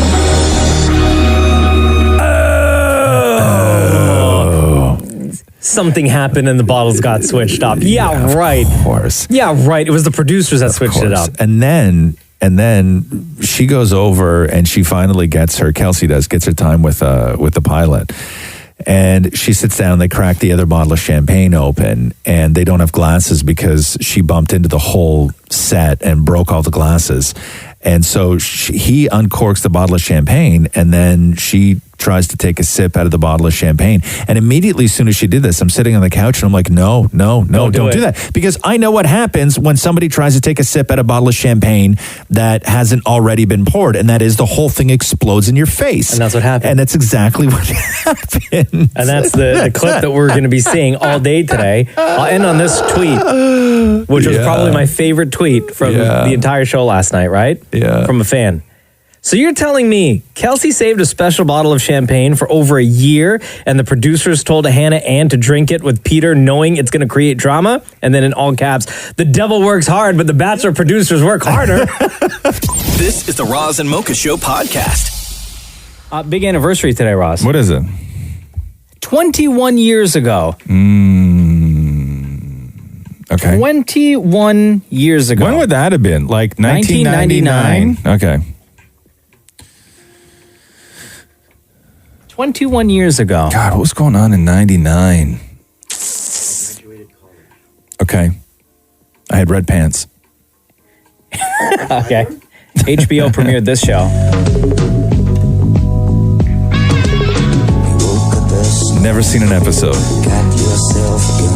What? Never seen an episode of The Sopranos. You never watched The Sopranos? Never seen a single episode. Are you serious? Not one. Yo, that show was like I know. A monster. I know. For years. Yeah, never saw an episode. Was it because of your red pants? No, I didn't have cable then. Well, yeah, I guess.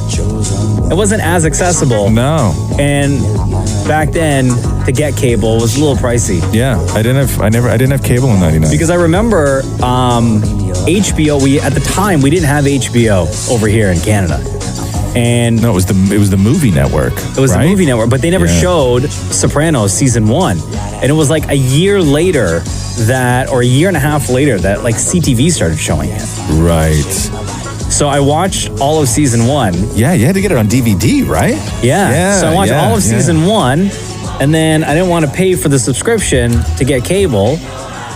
So I went 4 or 5 years without watching Sopranos. Yeah. And purposely staying away from anything that had to do with Sopranos. Yeah. And then one day I remember I went to Pacific Mall. And they had a great deal. Oh, did they? Yeah. On the entire series. Perfect. Leading up to the last season, I think it was. What'd you pay for that? Like $80, $90? $10. Good for you. Good deal. Yeah, good deal. And the quality was fantastic. And I burned through the entire series. Really, huh? In a month. And then I got caught up right up until the very last season. And then the last season is what I watched. See, week after week after week. I would have, because I love good television. I really do. And I like that idea. I like mob stories. I like all that stuff. Yeah. Had people been satisfied with the ending of Sopranos, I would have gone back and watched it all. But people were so furious with the way that it ended, it made me just not want to watch it. I then had zero motivation to go and watch the whole thing.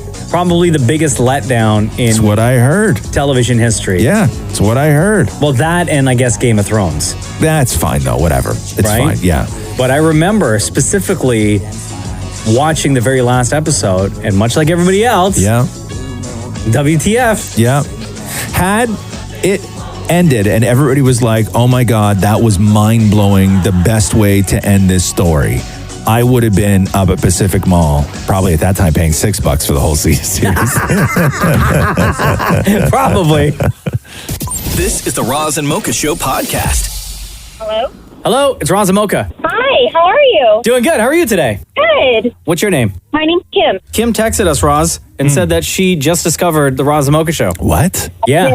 How did you find out about us? Well, I mean, I've always kind of like heard you guys a little bit here and there, but I really just started listening like all the time, probably a little bit before Christmas. Oh, wow, really? We've been on the radio for like over 10 years now. I know. And then I heard you guys talk about the podcast. So I was like, oh my God, I have to listen to that because I don't always have time to listen to you guys in the morning. Mm-hmm. So the podcast is absolutely perfect for that. And then I was laughing so hard and my husband just walked into the room and he's like, what is wrong with you? And I'm like, you have to listen to these guys. They're hilarious. And what now? Does your husband listen to the Roz and Mocha Show or to the podcast? He listens to the radio station in the morning, but he'll mostly listen to the podcast when I'm in the car. And he'll be the one to ask as soon as we get in the car. He's like, put on the podcast. I want to listen to them. Oh, my God. That's amazing. So prior to discovering the Roz and Mocha Show, what did you listen to or who did you listen to before? I was listening to Fresh 93.1 with Matt and Tara. Never heard of them. Yeah.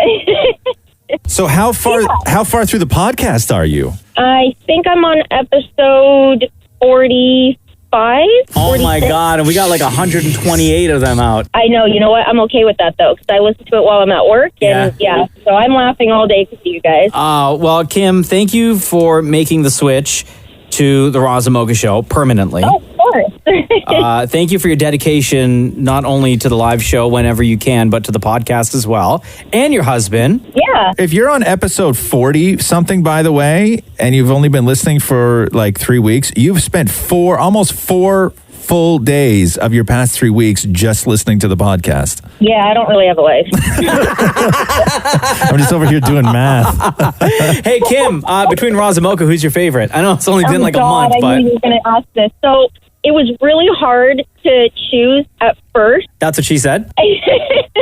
And at first I was like, oh, maybe Roz, because, when he talks about his daughter, it's just absolutely beautiful how much you adore her.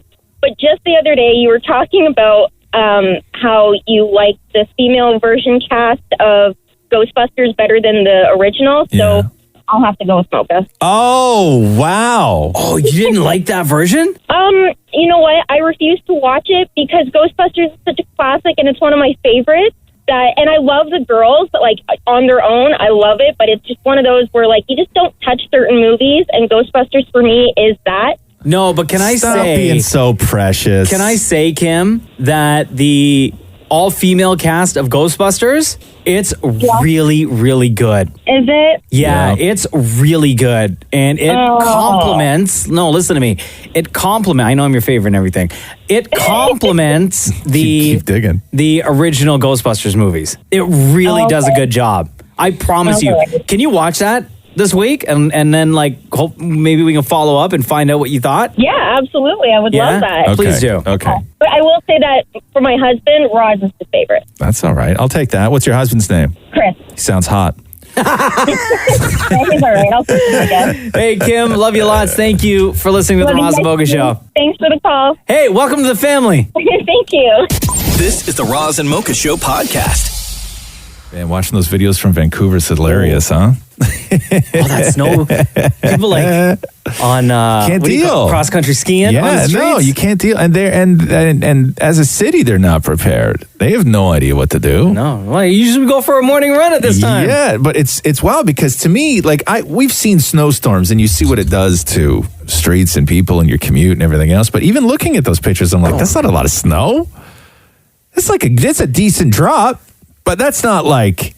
It's not shut the city down. No, right? It's not cancel schools and school buses. No, but that's what happens like when you leave a little extra early, right? Yeah, that's what happens when you don't know, though. When you have no idea what you're doing, and I'll go out there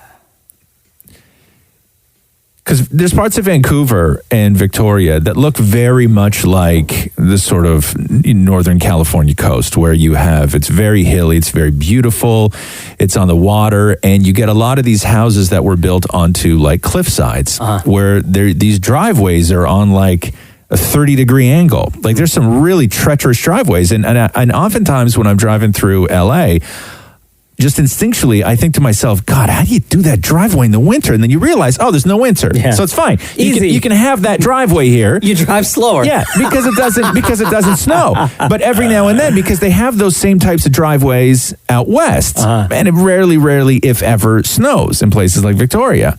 But you still have to deal with that then when it does. Like there are people who, like even the idea of taking the car out of the house is an impossibility. Even with an inch of snow, you wouldn't be able to do it. You would slide into the ocean. I was chatting with somebody, just texting, who's in Winnipeg right now. Yeah. Right? And this was last night. And I just out of curiosity looked up the weather because I was like, hey, how's it going? And they were like, it's cold as balls, whatever. Yeah, right? yeah. And then they have like an extreme cold warning. Oh, no. In Winnipeg, Manitoba. So, for example, today, it's going to be minus 24, right? With the wind chill last night and today as well, minus 40. Wow. Yeah, that's crazy, right? Catherine's got a friend up in Yellowknife. That ain't and right. She was writing her, where she's like, it's going to be minus 38 for the next 6 days. The sun comes up at 10:30 in the morning and sets at 2:30 in the afternoon. Oh my God. What are you going to do? Oh my God. What are you going to do for those 4 hours of sunshine you get? Right? Yeah. I couldn't imagine. No, I couldn't do that. No. I couldn't do so that. A little snow this weekend, I'm good. Yeah. I'm okay. You think? This is the Roz and Mocha Show podcast. See the story yesterday? Students angry after University of Toronto professor requires them to follow him on social media for marks. Oh, no. So this started on Reddit where they posted a picture of the breakdown of the participation marks in this guy's course. The lecturer's name is Mitchell Hyun. And the screen grab of the breakdown read, pinnacle of participation. It includes that participation marks are worth a total of 10% of the course. One of them, buying a copy of his latest book called Dumb Money, is listed as being worth 1%. Following him on Twitter and Instagram is also worth an additional 1% of the participation mark. Connecting with him on LinkedIn is worth a mark. And they're also required to get him to sign the book for another 1%. Oh, come on, dude. I don't know if you're allowed to make a buck off your students, are you? I don't think so. That can't be right at all. That cannot be right at all. But people went in on him. Oh my God. Some of the response, replies to, because he put out, I'll play the audio. So what did he do? Did he reply to this? So what's his take on all this? This is what he said on his IG. So a little bit of discussion around participation marks. Some like it, some don't like it, but you can't please everyone. At the end of the day, participation marks are a way for students to get credit for things that they've completed in the course, but that's not exactly, the main objective. And so as humans, we evolved to kind of take the path of least resistance just because it takes a lot of energy just to think and figure things out, to overcome obstacles. And so anytime you want to break a habit or move into a new line of thinking, it does require a bit of effort, right? And so if you're thinking about sometimes you may have exams back to back and a bunch of assignments all due on the same day, and you're kind of paralyzed and you don't know what to do first, and you might sit there for the entire day and do nothing. And so the whole essence is to create a Bible and a reference guide so that you have easy access to and you're already used to using. So this book is already going to be on your shelves. It's already going to be there because I may not be there to guide you. So basically, he says absolutely nothing about the Reddit post. Right. Absolutely nothing. He also refers to himself in his bio on Twitter as a financial ninja. I love when people do that. Here's what people are saying. This is a combination of comments on his Instagram, but also Reddit. Okay. I took this course. It was so easy that they had to take marks off from everyone because the average was too high. Wow. The course was They a do that? joke, as anyone who graduated high school could pass it. U of T Mississauga, I want my tuition back because he is selling the exact same lectures for cheaper to non-U of T people. Oh, wow. Somebody wrote, be grateful they called you a professor. LOL, you are not one. Oh, jeez. As long as you feel like what you're doing is in the best interest of the students, then I say do it. Another person wrote, y'all will follow IG models for free and get nothing out of it. But mad when this guy wants to give you an easy 3%. Stupid. That's true. That's true. Somebody else said, I found the book to be very helpful, to be honest, because it's almost word for word from his lectures. So it makes it easy to catch up if you miss anything. Another person wrote, this course is a joke. It teaches you what TFSA stands for. Unless you want to waste your money on BS like this, don't take it. Oh, wow. Jeez.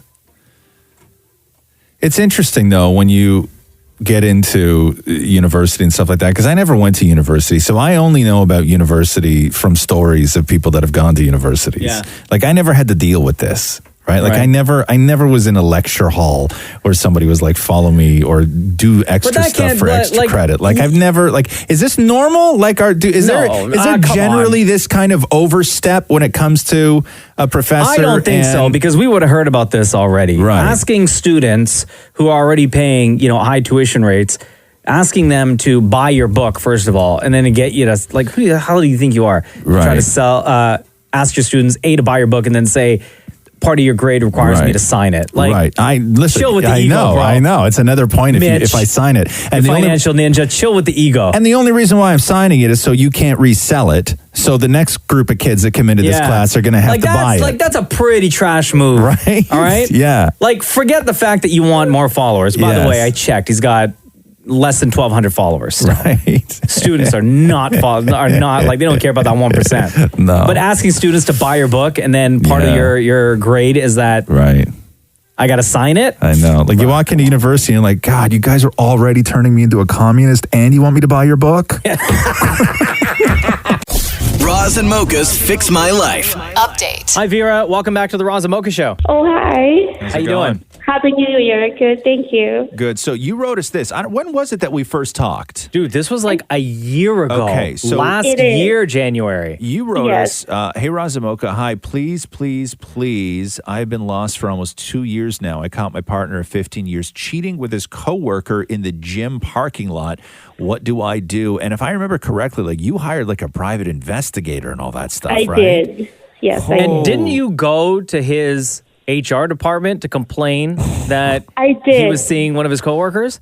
Yes, I did. And then I was told like it because it's not being done at work, so they cannot do anything about it. Well, which was not our recommendation for you, by the way. Absolutely. That was you Yes. did not go to HR based on our advice. No, I would I highly didn't. recommend not going to HR. No, it's just my thing. Like, I thought that's the appropriate thing. You confronted him. How did that go?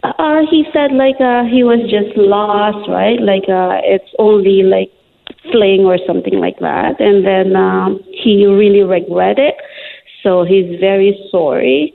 And when I called you guys, I took all your advice, and then there you go. I gave him another chance back with some rules.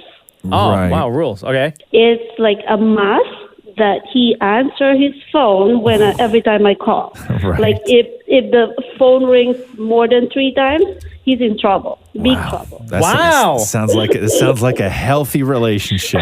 So that's rule number 1 is he must answer the phone every single time you Okay. call. What else? That's right. And then if he can take my kid to, if he hangs out to our friend, he will have to take my kids. Okay, so he's not allowed to go and hang out without you. Unless Yes. he's got the kids. That's with him. right. Okay. Mhm. But if they go to a bar, so that's different. Like, I have to go with him. Oh, so if he wants to go to a bar, then you have to go. That's right. Wow. Yes. Okay. Mhm. Jeez, man. So he's not allowed to be alone whatsoever. No, it's for now, it's really hard for him, but if he wants us, if he wants my trust back again, he has to do it. Okay. And he's okay. I'm glad to see that you've gotten over your trust issues. And I know a lot of people are listening right now being like, why did you take that creep back? But one of the other things that came out when we originally talked is that you make quite a bit more money than he does. So if you did split, you would have to pay him, right? That's right. Yes. Right. Yeah. There's that old crude saying, what was it, cheaper to keep her? That douchebag guys used to say about divorces. wow. So you're No, sort of the devil's what is that? the devil you know is better than the devil you don't? That's right. Wow. He's gone. So Vera, what He's about gone home. what about his work situation? Because He's gone. She doesn't work there anymore. She doesn't work there anymore. No, okay. he's not there. Yeah. All right. geez. So But what about his time at work? Like if you're calling him, or do you call him during the day where he's supposed to be working, but at the same time he has to answer his phone? Yes. Oh, wow. Even he's in the meeting, right? He has to drop whatever he's doing. Answer me. Is he allowed to go to the gym anymore? With me. With you? Wow. So he doesn't do anything alone whatsoever? No. And then how is your relationship outside of that? Are you guys still are you still loving? Are you still physical? Are you still all that stuff? Oh, yeah. I think it's more than what we are supposed to do. More than what you're supposed to do. Wow. Okay. You really straightened all this out. You sound like every now and then on Netflix you come across one of those documentaries where it's like the woman of the family who was the drug lord. You know what I mean? I'm more than military, I think. Yeah, it sounds like you. He's having people. Now, did that girl lose her job because she was having an affair with your husband? Did you get her fired? No, I think she just left because she's no longer he's the only guy in that building. Oh, okay. Right now. No. The only guy? The only guy. That's Wow, right. no wonder he has to answer his phone even through meetings. Now, Vera, be honest. Have you surprise visited him at work since all of this went down? Oh, yeah, multiple times. Oh, yeah, of course. Are you still in contact with that private investigator, and just in case you may need him again? Oh, he is he did ask me during Christmas, over the Christmas, and I said yeah, just hang in there, maybe this year. I might have some work for you in the new year. Vera, are you contemplating having this private investigator just follow your husband around? No, don't be crazy, Mocha. Why would he have to do that when you're with him all the time, right? That's right, yeah, no. Right. Wow, so many rules. There's no point anymore. So many rules. Sounds like it worked out for you, Vera. Yeah, for all the people out there, right? If they're having the same issues, I think giving another chance is okay, but set some rules, right? Yeah, just some rules. Yeah, okay. This is like house arrest. Hey, Vera, thanks so much for checking in with us. Yeah, thank you. All right, take care, girl. Bye. Jeez, man. Wow. I knew a couple where each of them, they agreed that they were going to, actually, I've known 3 or 4 couples, people who have done this in the past, where it's common, it's very, very normal in a relationship for you on your phone to put that app where I can track where you are, and then I put it on my phone so you can track where I am. It's very common for people. Very common. I'm sure Vera has that on her husband's phone. Oh, please. Load jack his car and everything. Roz and Mocha's Fix My Life. On Kiss. Who wants an NSYNC reunion? A lot of people do.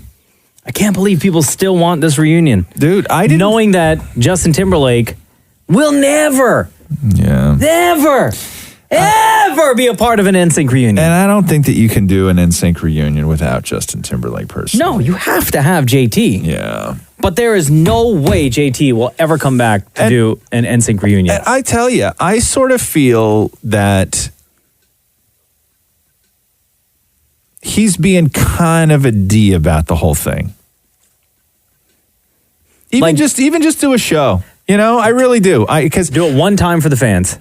Yeah, because I think that there's a lot to be said for, you know, your own creativity and everything else. But there was a point when Harrison Ford and Mark Hamill would literally lean across the table and slap you across the face if you ever asked them a question about Star Wars. Right. Right? They wanted nothing to do with it. They had moved on. That was their past. Stop talking to me about Star Wars. Star Wars is never coming back. You nerds. Right?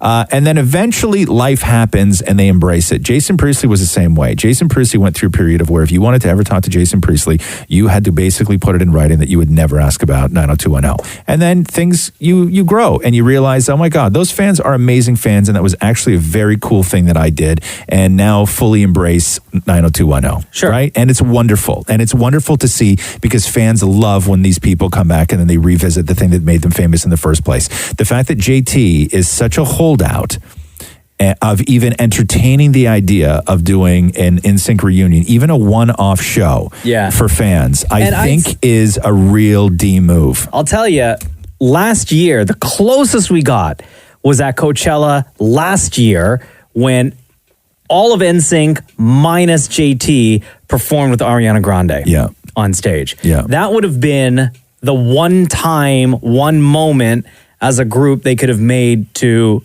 appease the fans. Yeah. And then like, everyone, we got what we wanted. Yeah. Don't ever talk about it again. Yeah, exactly. Exactly. So Joey Fatone was on a podcast that Billboard runs called Pop Shop, talking about immediately following the NSYNC semi-reunion with Ariana Grande at Coachella. Then we start getting phone calls, of course. Of You course. guys back together. What are you doing? Oh my gosh, there's an offer here. This, that. 4% tour. There were offers. There were offers. There were actually, there were offers thrown at the table, but the whole thing is I don't think we were ready for it yet. I don't think even at the moment, like to really mentally wrap our head around it, to see what we want to do. And I think that's the conversation that we really have to have that we haven't had yet, is really going, do we want to do it or do we not? And if we do want to do it, what is it? Right. You know, and that's something that will definitely, I think, take some time, just due to the fact that I'm sure Backstreet did the same thing. You know, meaning like they did it without one of the members. Well, that's For the a thing. while, The funny yeah. part For a about while. them is I always say the joke, because they do take little breaks here and there. They've never really gone away. So every time they sing Backstreet's back, they're not back. They've never left. I just want to know what those offers were. And I'm sure those offers were, yeah, man, ton of money. Hey, ton of money, come back, but we also need JT. Yeah, of course. Of course. Nobody's going to pay top dollar for Lance and Joey. The only time we're ever going to hear NSYNC together as a group is when we listen to their older tracks. Yes. And that's it. This is the Roz and Mocha Show podcast. Are you pumped Billie Eilish is doing the 007 theme? Do you care? I don't care. No. No. I'm not a James Bond guy. No. I don't have any. It's always big news, though. It's always big news when they announce who does it. And I'll tell you why. Okay, so a couple things. Number one, I don't have an attachment to James Bond, right? No, fair enough. Number two, I've never had any attachment to any of the music in the past. And number three, when Sam Smith did his song, and then when Adele did her song, they were both like massive letdowns. Yeah. Right? They released those tracks during the years that they were having like a super hot year in music, and all of their records were being played on the radio. Yes. And then those James Bond songs came out and you're like, ugh, no, boring. I find that people often try and go way too far out of their own lane to do something that is specifically James Bond, and then they wind up failing. Like the Sam Smith song sounded like to me an attempt to do what they felt would be appropriate for James Bond. But you just wanted Sam Smith to do a Sam Smith song. Like it wasn't great. But always here. Yeah, this was not a good song. No, it's terrible. Which one? What's this called again? Spectre. Spectre. I'm running, and I always get away. But with you, I'm feeling something that makes me wanna stay.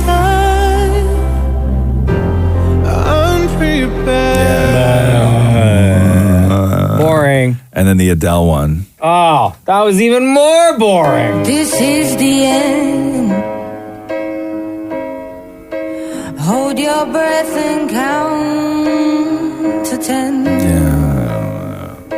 Feel the earth move. But they always do, and they always try and match up somebody who is, or a band who's extremely popular at the time to do the, like, didn't Duran Duran years ago do a James Bond song? Yeah, View to Kill.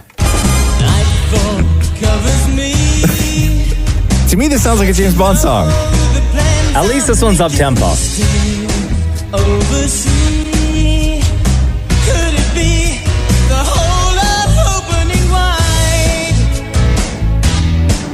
Okay, I can kind of dig this one. Dark Days, huh? I don't mind this one. Yeah. I have a question. Yeah. Why doesn't anyone do a song where they actually say James Bond's name?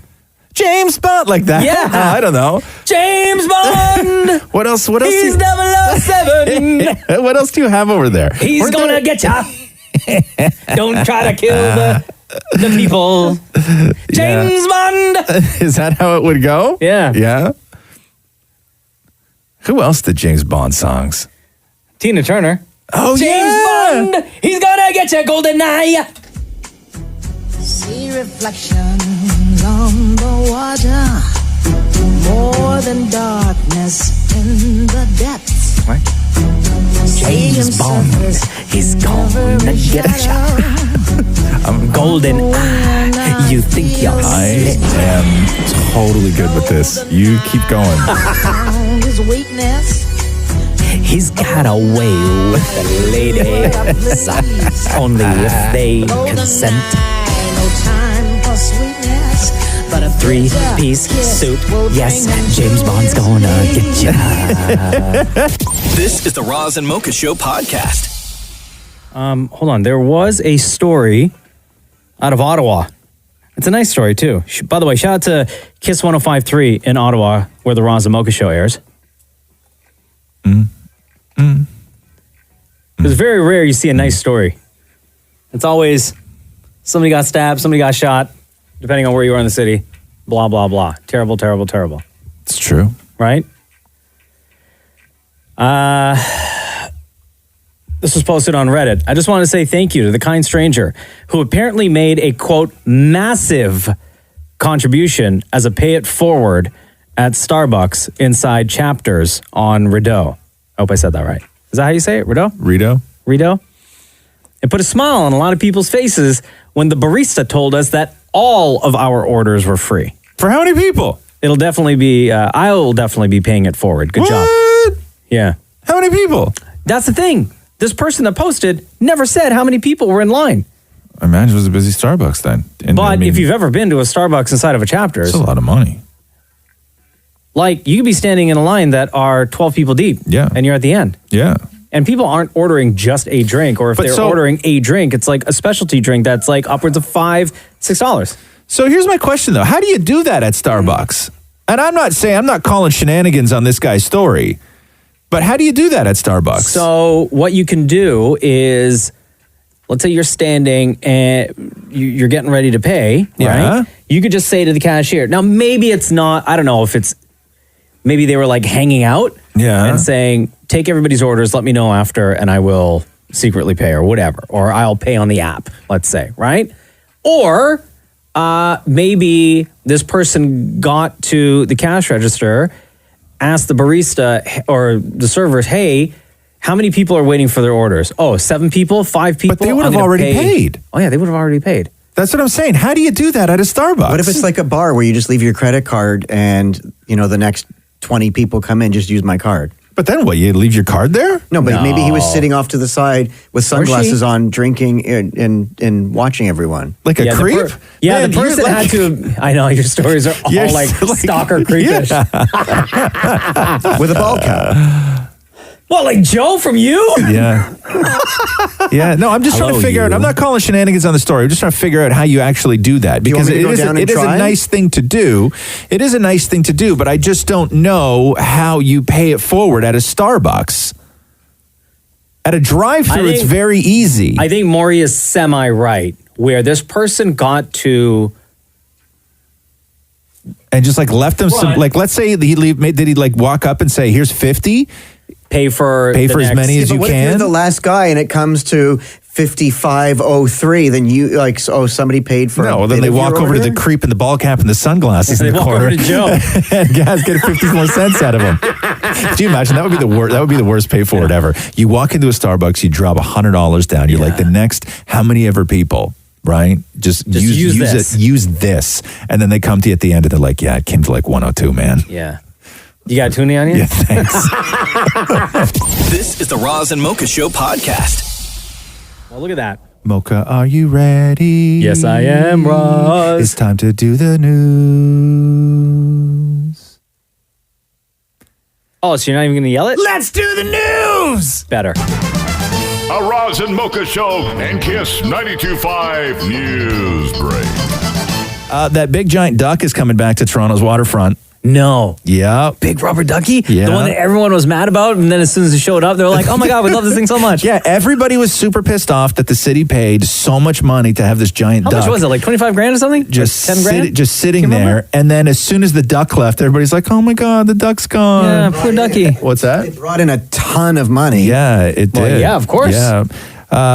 So what's the festival called? So It's the waterfront festival put on by the sugar company. Right. The Red Path Waterfront Festival announced yesterday that the return of the 6-story, 30,000-pound yellow duck to celebrate the 10th anniversary of the festival. The festival generated that year, I think this is what they're saying, the festival generated that year $7.6 million for the city of Toronto. Wow. Yeah. Does it say in there, though, but this time it was in the press release that the city of Toronto is not paying for the duck. Oh, okay. Well, whatever. What do You know what? I would gladly pay money to have that duck come back. It was a Wait, wild, hold on. it You was would a pay wild money story. for the duck, but you want free parking? Absolutely. How are people supposed to come and see the duck? This is the Roz and Mocha Show podcast. So much going on already. Meghan Markle was spotted out in Vancouver. Oh, yeah. At a downtown Eastside Women's Center.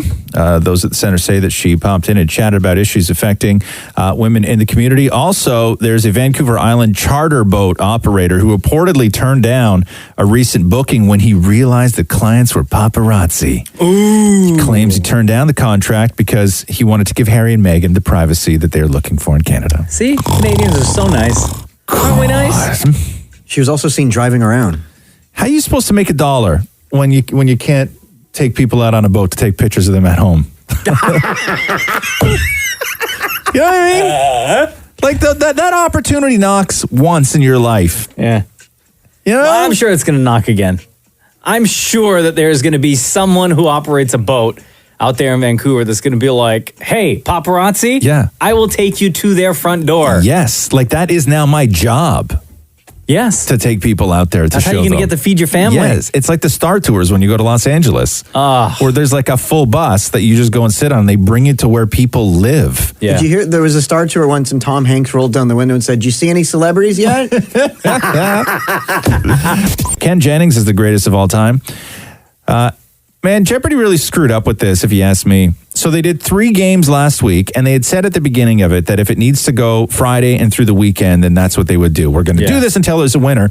And then they started getting monster ratings for it, and then they didn't do one Friday, didn't do one Saturday, didn't do one Sunday, didn't do one Monday. They came back last night, and it was only one episode because Ken Jennings wound up winning. And so And I totally forgot that it was on, I to be forgot it was honest on. I didn't with even you. watch it last night. I know. He has 272 speeches, the most of any non-title character in a Shakespeare tragedy.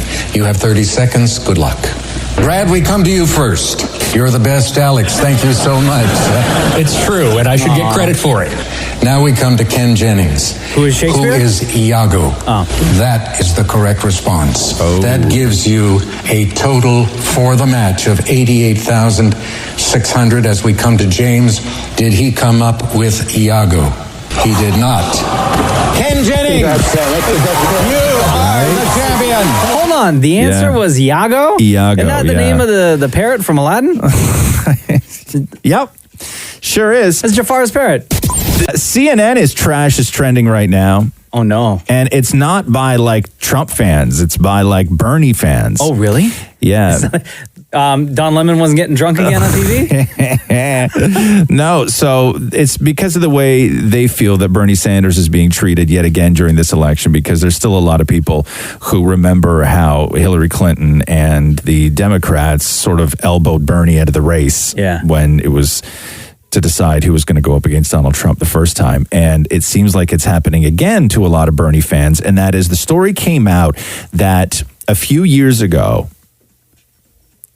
Elizabeth Warren and Bernie Sanders were meeting, and there was other people in the room. And Elizabeth Warren claims that at that time, Bernie Sanders said that a woman could never win the presidency. Okay?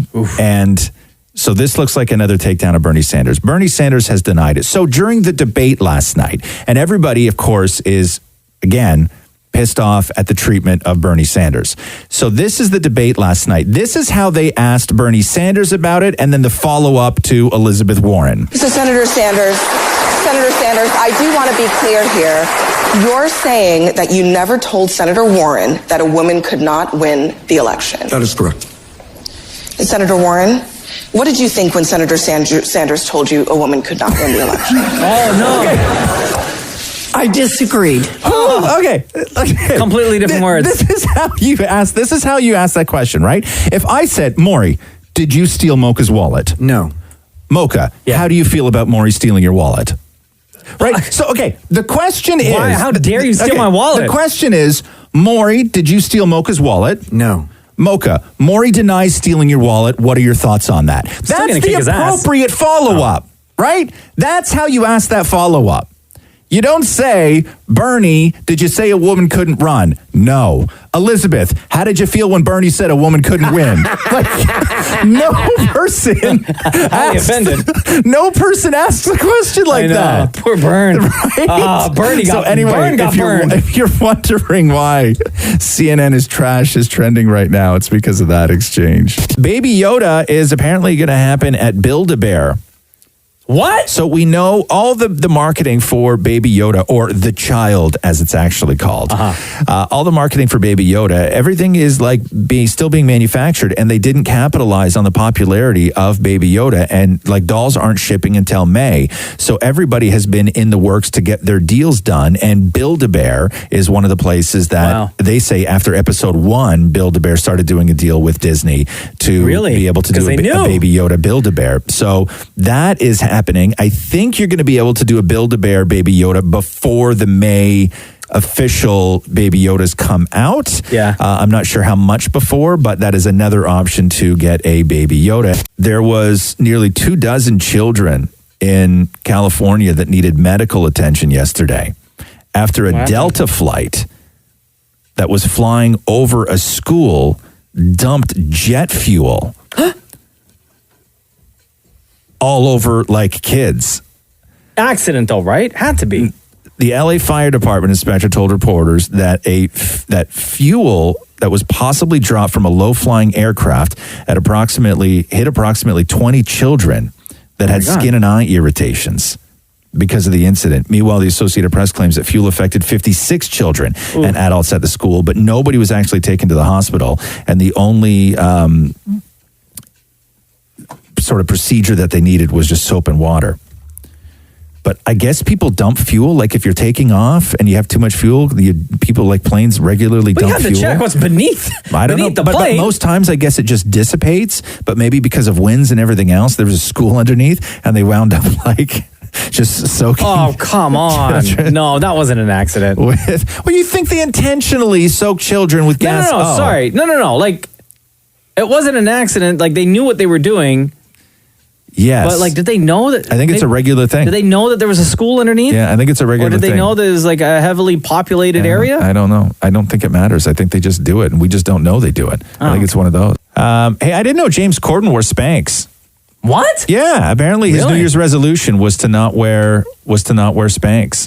And what happened? I don't know. He just said that. He threw that out there one night. Oh.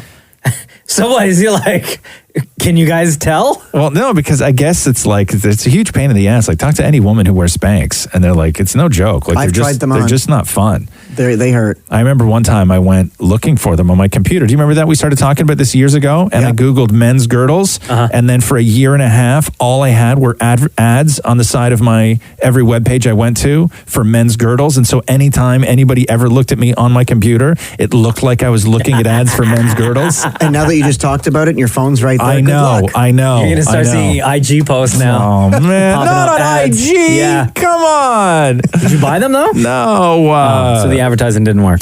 Wendy Williams was hit with major backlash after mocking Joaquin Phoenix's cleft palate. So she made this comment like right after, I think it was like the day after the Golden Globe, so it was a while, and then people have been bombarding her for an apology. So she's talking about how attractive she finds Joaquin Phoenix, and then she gets to his cleft palate and like literally sticks her finger in her mouth and lifts up her lip and starts talking weird. So here's what Wendy Williams said. And furthermore, in my universe, who is Joaquin Phoenix? I think I've shared this with you before. Have I shared this with him before? I find him oddly attractive. Yes. And he knows how to transform. Like when he shaves that off, but the way he looks at you. Yes, those piercing eyes. Right. And when he shaves off his mustache, he's got a hairline fracture. He's got one of those, what do you call it? Cleft lip. Yep. Cleft palate. Yep. He's got this. Yep. He's got this. No, I find it to be very attractive. Oh, no. Anyway, but back to you, Bachelor chicks. That's not nice. So, and a lot of people went in on Wendy, and then Adam Bighill from the Winnipeg Blue Bombers tweeted at her, and he has a kid with a cleft palate, and he wrote this a couple of days ago, day 3, and we're still waiting for Wendy Williams to apologize to the cleft community. Outside of that, seeing everyone come together on social media to rally around her comments and her actions has been truly amazing. It's clear we are making progress towards being able to #end bullying. And then just, I think it was like last night, Wendy replied to him and said, we're thinking about Bo today. Bo's his kid and his surgery. I want to apologize to the cleft community and in Bo's honor, and our show will be donating to 2 different cleft palate organizations and encourage our Wendy watchers to learn more about to help support the cleft community. And then Adam replied, thank you, Wendy Williams, for your apology, your donation, and for thinking of Bo today for her surgery. I forgive you, and I encourage others to do so as well. I wish you all the best. So that's how something starts and something ends. I didn't think that I don't know who airs it in Canada. Because I've never seen a single episode of Wendy Williams, but I didn't know that. Off though, man. She didn't know news. that her show. I know she makes news for sure, but I didn't know that her show was that big in the States. Yeah, no, it is. It is. I don't know if it's that big in the States. I think it's big because she says outrageous stuff and it winds up going viral. Yeah, like this. You know what show I watched the other day? What's that? And it was like I really hope that it has longevity because I really like her and I like the show. It's a Kelly Clarkson show. You do, huh? Yeah. See, for me, the Kelly Clarkson show is odd because the only thing that I ever see from the Kelly Clarkson show is when she comes out off the beginning of it and sings a song. Yeah. That's the only thing I ever see. No, I watched her singing the other day. Who did she interview?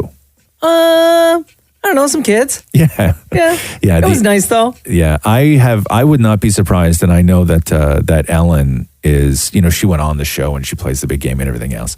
But there's no doubt in my mind that Ellen's blocking all the guests from the Kelly Clarkson show, just like what she the did. A-listers? She did. Yeah, with, she had. who did she do that to? Who had that show? She's an actress that they gave a show to. She had a talk show, and it was real great, and everybody loved it for the first month. And then it came out that Ellen and her team were blocking all the A-listers from doing her show. Really? Because remember when Kelly Clarkson's her first couple of weeks, she had some really big guests, right? And now it's turned into sort of like local hero of the week, interview the cute kid, all this stuff. Like it's not this parade of A-listers that people thought it was going to be. And she was talking to the episode I watched, I believe, the football player, Gronk. Oh, yeah. He was on the show. Yeah. Gronkowski. Yeah. And now it's time for Ask Roz and Mocha. All right, before we get to the questions that you submitted through @Kiss925, and before we get to the person on the phone, we have to go back to episode 127 of the Roz and Mocha Show podcast.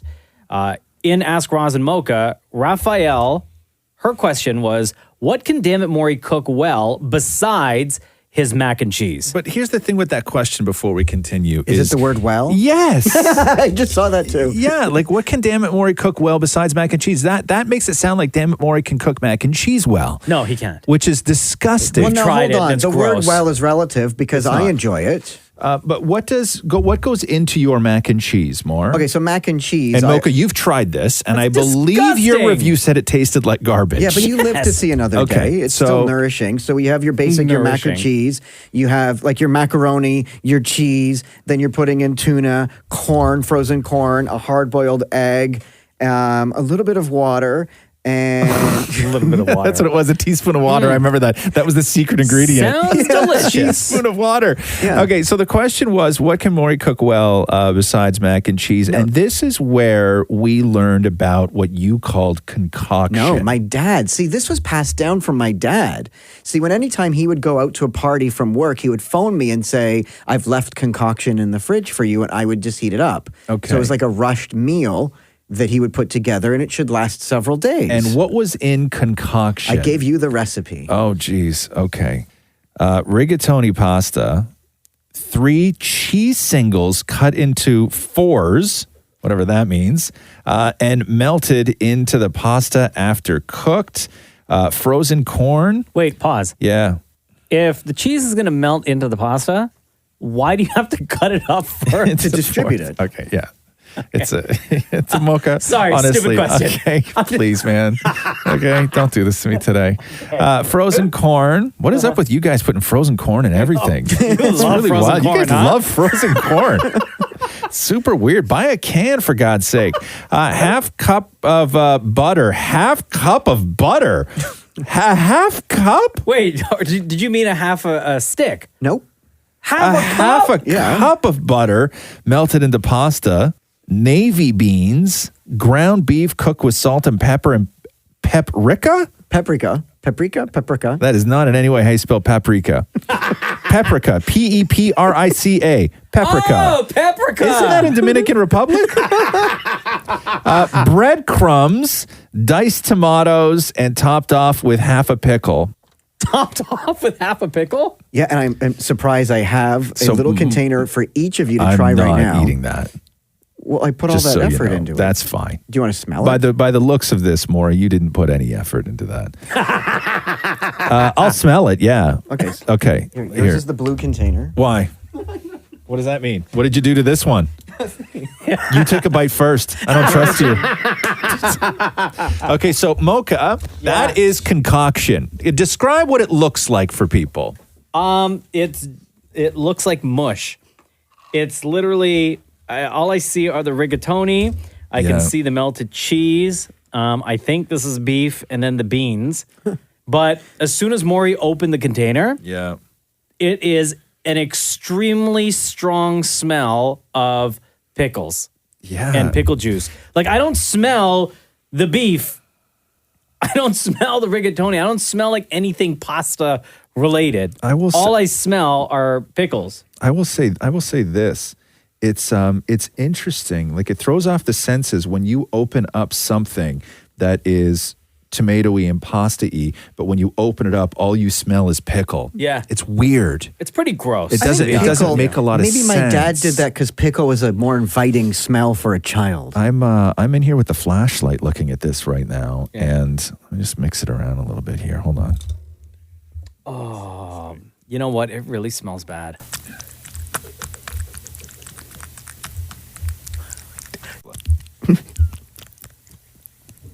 That's what good pasta sounds like.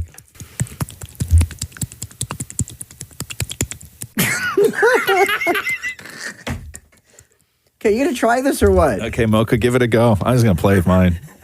After all of that, Yeah. you want me to eat? Yeah. Ah! Yeah.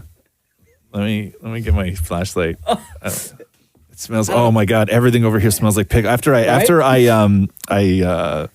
what's the word I'm looking for? Smacked it around I distressed it.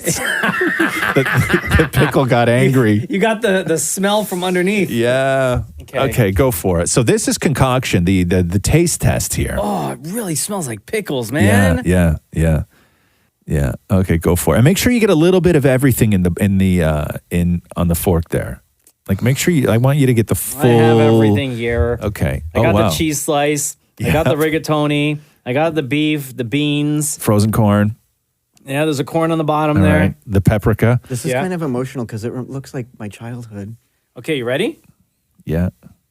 What, a hot mess, Maury? Is that what your childhood looks like? Okay. How was that?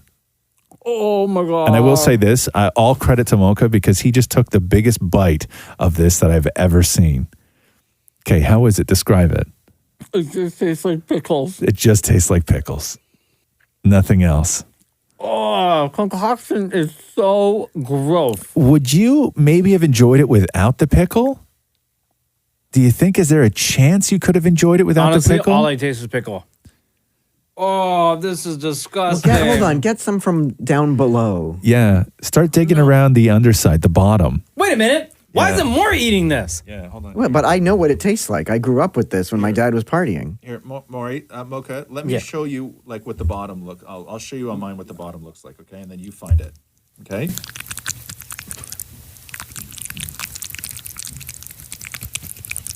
Okay, I'm almost at the bottom.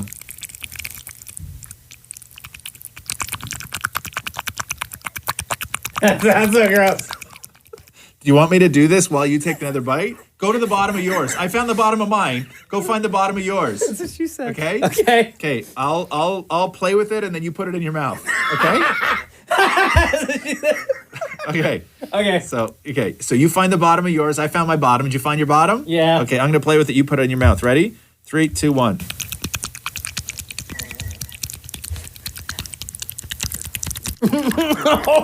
Is it any better down there? No. No, the bottom doesn't taste better?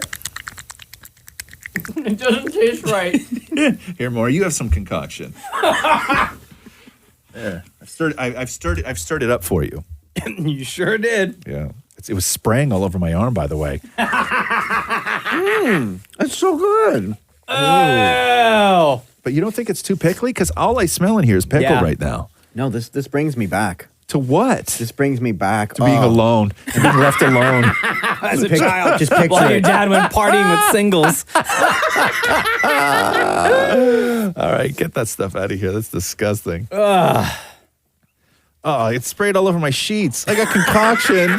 Make sure we clean that. Look at it. I got concoction Yeah, that's all so over gross. my Ask Roz and Mocha questions. All right, we're going to Vancouver right now. Hello, B. Hey, how's it going, guys? How are Doing you, love? great. How are you? Oh, I'm doing all right. It's just 6 a.m. over here, and it's cold and gloomy. Well, thank you for joining us on the Roz and Mocha Show podcast, and thank you for not only listening to our podcast, but listening on Kiss Radio in Vancouver. Yeah, no worries, of course. All right. So what's your question? All right, so it was my birthday this past weekend, Hey, and happy birthday. obviously, oh, thanks, guys.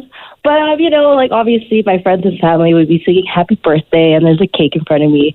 So my question is, what do you guys do when people start singing "Happy Birthday" to you guys, and they just stare at you? That's a good question. Because, I don't know, right? I didn't know what to do. I was just Like are are you the type of person that doesn't like attention? You're more of like an introvert. You kind of like to shy away from those kinds of things, having all the attention on you? Well, it really depends because, I'm pretty outgoing, but, I hate being put on the spot. Yeah. That's Yeah. the thing, though. With Happy That's Birthday, like- it's interesting. It's like, do you sing along? No, of No, course not. no, you I don't. was singing to you. You're supposed to clap, and I smile. I guess you can do that. Or just Yeah. sit there and just stare at the cake. What Yeah. do you do? It's You a just really awkwardly look around, Yeah. I guess. yeah. It's like when you're in Yeah. front of a large crowd and they applaud for you. I don't know what that's like. Exactly. It's like, what do you do? Because I always find myself, if I'm ever introduced somewhere, right, where Yeah. people applaud, I just start applauding.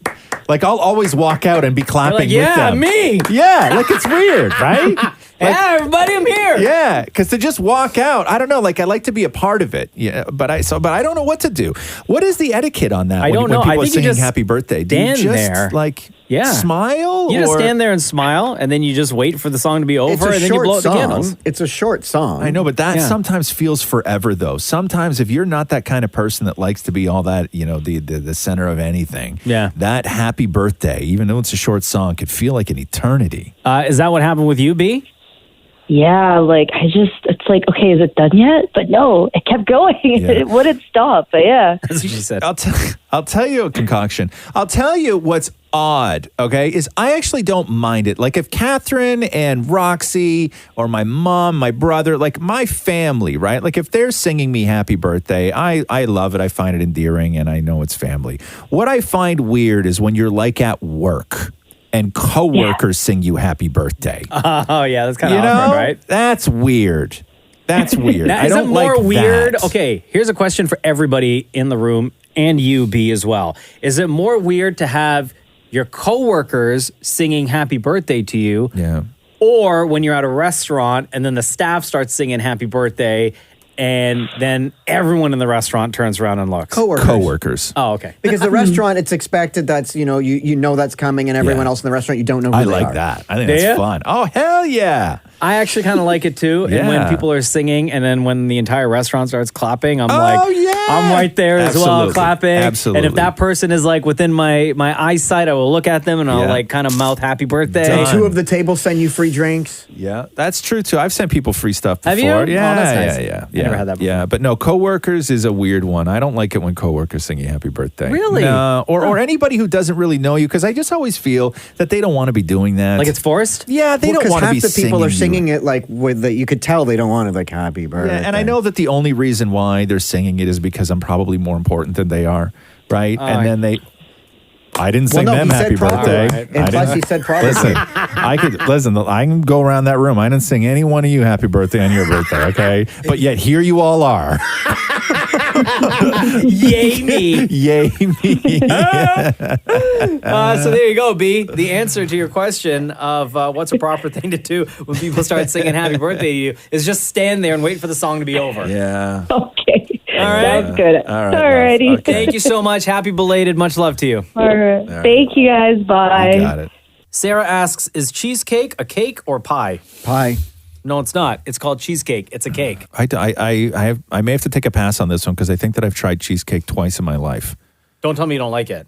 Whatever. It's called cheesecake because that's just a name to be given to it. Cake, the bottom of it is flour. It's that cakey material, whereas cheesecake, the bottom of it is a crust, right? So it's not really a cake formation or cake formula.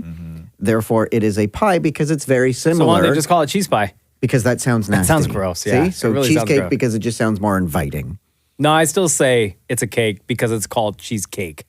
No, I disagree. I don't know. Just because you I call something love something cheesecake doesn't so mean much. it is that. Oh my God.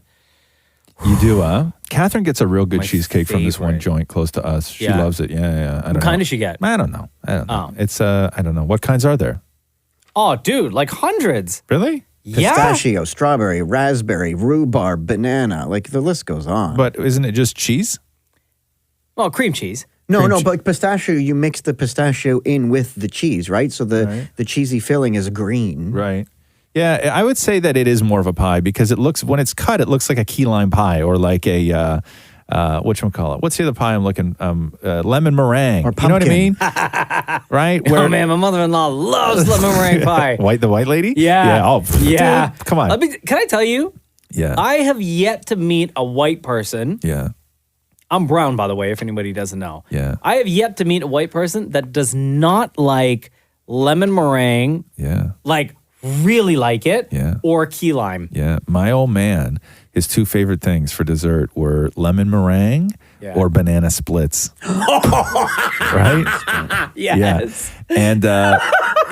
And and if he ever had ice cream, he always had to have a butterscotch sauce on it. Oh, really? Yeah. That's so awesome. Yeah. Did I already ask you? Because I never. What's the difference between butterscotch and caramel? Yeah, we talked about that last But podcast. what did we ever decide what the difference was? Well, they're two different, completely different flavors. Are they really? Yeah, caramel, I believe, is creamier and sweeter. But what does than butterscotch taste like? then? Butterscotch. It's a butter. Couldn't even tell you. You've never had it. No, I know what it tastes like. Right. But I can't describe it. Caramel is more of a chocolate base, whereas butterscotch is more of a butter base. I am going to add caramel and butterscotch and or your choice, Maury, to concoction. Ew! And No, you not can it. bring that in Not next it. week. Not it. No, absolutely not. We're Not just going it. to keep adding to it. We're going to take this recipe and we're just going to, every week, we're going to add something new to it until you find a version of concoction that you can actually like. By the way, I won't remake it. I'm just going to keep adding to this and putting it in the fridge. What else did we say? Lemon disgusting. meringue pie. Let's throw a piece of that in there. No. Okay. No. Adil and Artie have a question. I believe this is directed more to you, Roz, because you're the cider guy on the show. But they want to know what your favorite ciders are. Yeah, ciders are weird depending on where you live. Like if you live in Vancouver, I could name a bunch of ciders that you would never heard of because you can't buy them. If you live in Quebec, the rules for ciders in Quebec are you can't sell a cider unless it is made from apples that are grown in Quebec. Seriously? Yeah. So there's cider rules all over the country. They're very different. There are a few universal ciders. Wait, so in Quebec, they can't sell ciders that are made in from Ontario apples. Anywhere else across the country? No. Really? So they can't have Not brick even house. in the States? No. You may be able to find, there's a couple imports, like there's ones that you can import, which is like, Strongbow is pretty much universal, right? You can find it in Toronto, you can find it in Vancouver, you can find it in Mexico. Yeah. So Strongbow, I like Strongbow. Strongbow, I'll usually go back and forth with Strongbow because I actually quite like it. It's just dry. But Brickworks 1904 is a really good cider. That's one of my favorites. But That's the one you turned me on to. Yeah, it's good. I like it's that good. one I've a been lot. drinking more Strongbow lately, though. I'll tell you, the only thing I don't like about Strongbow is the can. Why? Because it's not like a regular can where it's metal with it painted. It's like, it's almost a matte finish on it, and the can is very slippery. Oh, like right. I've tried to take one out of the fridge before, and it's literally slid right through my hand. Really? Because the outer side of a Strongbow can is very slick. So that's my only downside to Strongbow. But when we were in Mexico, we went to Playa del Carmen, and I don't drink beer anymore, and I don't really drink anything else. And I found a grocery store, and I had jumped in a cab from the resort. We were at like an all-inclusive, and I brought our big giant beach bag. Yeah. I emptied it out. I put all Roxy's crap all over the bed, and then and then I jumped in a cab, and I paid the cabbie $10 to sit there and wait. And I went into the grocery store, and I found like the beer section, and I'm like, they have to have one cider, and they had Strongbow, and I loaded up the beach bag with like 30 cans of Strongbow, and then got back in the cab, went back to the resort, and I just stuffed our fridge with it. Oh, wow. So I had Strongbow for the whole vacation. You must have had 29 cans to take home at the end of the trip. Maury, I ran out. Strongbow has, so you know, like the size can, it's like a king can, right? Yeah. But they also, I don't know if you saw this, they have like these mini cans. Yeah. Like if you just want like a quick shot, a quick sip. Yeah, I think those ones are perfect. Absolutely perfect. If I just need a tiny little bit to sip on, but I don't want to at the same time open up a king can. So you just want a small bow. It's like, remember the Coronitas? The small bottles of Corona? Oh. Do you remember those? Those are dangerous. So Catherine used to buy those all the time for me, and it would be summer or whatever else. I would go to the fridge, and I would open one, and it would be done by the time I got to the living room. That is literally a one-sip bottle. And I looked at her, I was like, do not ever buy these again. Yeah. Right? Stuck my finger right in her face. No, I didn't. I'm like, you know what I mean? She bought beer. It's great. But I'm like, I don't know what the point of those were. Yeah. Those ones I found I would drink because the bottles are so small and because you could drink them a lot quicker. I was drinking way more beer with those small little ass bottles than I would if I just had a regular size bottle. Yeah. Well, the shots are awesome. Like, I don't know if it's Molson shots where it's like a tiny little can of beer that you could just sort of That's like sip the on. small little cans of Strongbow. It's like 3/4 of the can of a Perrier. Yeah, right. totally. It's like that. It's like that big. Right? That's a perfect sip. You just Yeah. want to wet your whistle. Next. Caitlin wants to know. This is for me. Best activity you've done around the GTA with Cruz. The GTA is the Greater Toronto area, by the way. Her daughter is 2, and they're trying to find indoor winter activities. Will you go to a lot of like just regular play places, indoor play gyms where he can just run in and run around and go nuts? Because Cruz is how old now? He'll be 3. Oh my God, he's gonna be 3 Wow. in April. Okay. So he is just full of energy. And on those super cold days, we have like memberships to all these different play gyms in and around our neighborhood. So we just kind of bounce around. What does that cost? To different Roughly. ones. Is it like shocking or is it regular? Oh, no. They're like No. $10 a visit. Oh, perfect. Okay, cool. Yeah. So we do that. I don't know if you guys have seen in Toronto, in Mississauga, they have the Dr. Seuss experience, which is they take different Dr. Seuss books and within various rooms, they've set it up like a scene from the book. Like a big installation kind And of it's thing. a big Yeah. installation, Oh, that's cool. and we took him there a Can you couple of weeks interact ago. with it? Can kids muck around on it, or do they have to not touch anything? Yeah, no. There's stuff where Oh, you can that's like good. Okay. you can go and interact, and it Yeah. was so good, and he had such a great time. Were you a fan of Dr. Seuss when you were a kid? I didn't really never was read much Dr. Seuss. I don't think I read a Dr. Seuss book until I was in my 20s. Yeah, I grew didn't up know. I grew up on green eggs and ham and all that. See, I never did. And even to this day, I'll tell you, when Roxy was young, there was a couple Dr. Seuss books that she had, and people just give them to you as gifts. You just acquire all of this Dr. Seuss. That's how we got all of ours. And I'll tell you, the way that Dr. Seuss is written, I have a very difficult time reading it.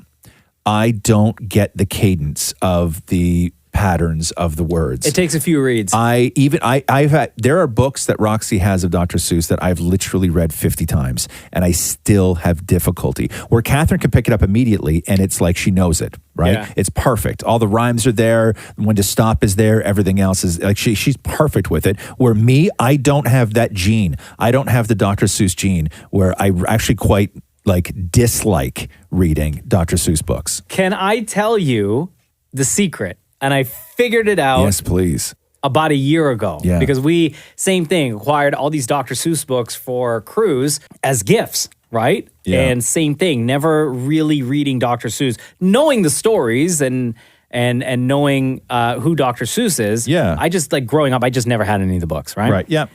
So going through, and this is going to sound really silly, but do this, and I promise it'll start making sense. Okay. The hip hop group Migos. You know their style of rapping, and everyone else that raps in that triplet pattern. I've tried that. Right? I've tried Read a Dr. that. Seuss book in that pattern, and it'll be better for you. No, That's I've how- tried that. that's how I read. That's what I normally gravitate towards is that.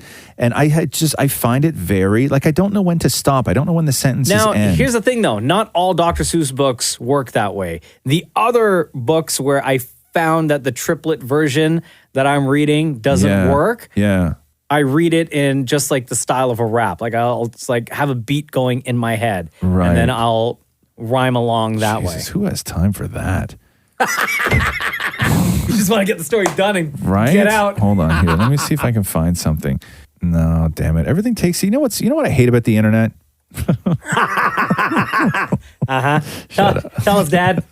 Okay, what I hate about the internet is that you click on a couple of things and you think you're going down a really good path with finding the thing that you're looking for, right? I'm looking for a Dr. Seuss passage, and then finally I get to something that looks like they're all laid out on a nice piece of paper here or screen, and then I click it, and then the last thing that I click just immediately takes me to Amazon where I can buy the book. Click on images. I did. That's exactly how I got down this wormhole. Or type in green eggs and ham words. No, I want something. Hold on here. So this is one of Cruz's favorite books that we read by Dr. Seuss called Hop on Pop. Yeah. And this is how I read it to him. Okay. Up, pop, pop is up, cup, pop in cup, pop, cup on pop. All tall, we are all tall. All small, we are all small. All ball, we all play ball. Ball wall, up on a wall. All fall off the wall. That one may be different. That one sort of works like that. Red, they call me Red. Red bed, I'm in bed. Red, Ned, Ted, and Ed in bed. Yeah, see, that one's easy. I'm trying to think of the Red stupid fish, ones two fish, that... green fish, blue fish. No, there's one I don't even know. We're spending way too much time talking about Dr. Seuss. Let's move on. Hop, pop, we like to hop. We like to hop on top of pop. Stop! No, that one I can read. You must that not one I hop can read. on I'll pop. get you some. We'll do this another time, and I'll get you some examples of Dr. Seuss that I find really freaking difficult to read, and I feel dumb when I do it. Okay. Wow, I can't wait. Yeah. All right, let's see here. Mark asks how long it would take to get Dammit Maury to get into an outfit Roz would wear. Tight pants and all. Like my actual clothes or just clothes that are inspired by me? That was like, that's what my question was going to be. Like pants worn by Roz? Or like Roz would have to pick out the pants. And how long as in time? Like I feel like it wouldn't take that long. Read the question again to me.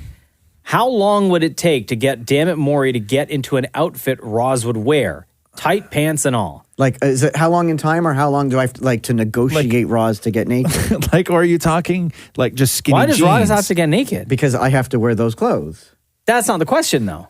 It says, how long would it take to get Dammit Maury to get into an outfit Roz would wear? That one that I would wear, not one that so I have Roz worn could or go am home wearing. and pick out an outfit from his closet. Excuse me. Why did you? Because I assume it's like, this is what he has with him here. You mean you hope?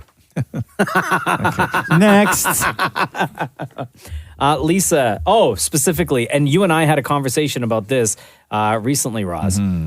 She has a question. She asks, Mocha, the Rise of Skywalker script that you saw on Reddit, did it match the movie? So months before the Rise of Skywalker came out, I saw a thread trending on Reddit. And this person had claimed to have detailed information on the movie. Yeah. So I started reading it out of curiosity. And it seemed pretty legit, but then I stopped after about a paragraph and a bit. Because I was like, if this is all right, it seems like it could be. Yeah. I don't want it to ruin my experience of watching The Rise of Skywalker. So I bookmarked that particular page. I watched the movie. The next night, I went back to that thread on Reddit and I read the entire thing. And with the exception of minor details or the order of things in the movie, that thread on Reddit was bang on. Yeah. Planet names, character names, just everything about the movie was completely right. Yeah. There was another script that was just leaked. Did you read about this? No. Where Colin Trevorrow's script was leaked. He was supposed to do 9. And his was going to be called Star Wars Duel of the Fates. Ooh, nice. And his script was much different than what has happened now. Okay. Different good or different bad? From what I've read, I actually really quite would have enjoyed this movie. I liked Rise of Skywalker, right? I did. But so a couple of things that they brought up in this, and I'm reading this from Forbes, so you know it's legit.